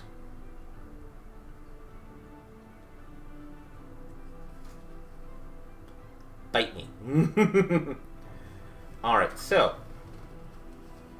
ultimately, what do we think of this game? I like the adventuring style of the game. I find it entertaining. I like the kind of jumping about that you do in the game. I think it's interesting. It's fascinating to me. That's the sort of kind of exploration, and the puzzle solving was pretty damn solid. It was pretty alright. It was pretty decently thought out. It wasn't too... There was the bit of, like, I put the crab... Like, one of the first puzzles of I put the crab claw on the bone, and I use it to cook rubber, and I make the rubber patch. That was a little bit weird. I'm going to freely admit that. But all the other puzzles besides that one were well thought out. They were well done. They were clear. They were concise. They were decent. So yeah, solid. I think this is a solid. This is a solid game design. I'd be interested in trying the series because this is an offshoot of the main series, which follows Max. So I think what I'm going to do is I'm going to look into the games that have Max and see if he's a more interesting, a less terrible character. Because Sam Peters, she bugs me because she's aggressively selfish. She's vain. She is she's overly snarky. She basically, the way she talked to the sister at the Christian missionary mission pissed me off a little bit because she had like how you're not, giving me the information I want at this very millisecond. Fuck you. Like, it was very dismissive of her, and she seemed very dismissive of the culture around her, and it just kind of strikes me as she's not a character that I particularly like the viewpoint of. She's like Nathan Drake or Laura Croft in that they both don't really seem to have much of a regard for the peoples they're interacting with, or the cultures that they're surrounded by, and it's just kind of like, I want a job where I can go and travel, and haha, look at the silly natives being silly native people. Or like Indiana Jones. If this belongs in a museum, no, it belongs to the culture that you're fucking taking it from, you asshole. Also, I'm gonna speak heresy, Indiana Jones is a creepy asshole because when he first met the woman from the one about the Ark, why can't I remember the name? I'm very tired, forgive me. But yeah, she was 14 when he first met her, and they slept together, and he was like in his 20s. So he's not a good guy. So what we're going to do, I think we've got about an hour left, so what we're going to do, inspired by the bot, we're going to do something here. So hold on. I'm going to stop the recording really quick. So YouTube people, we're going to put a pause on you.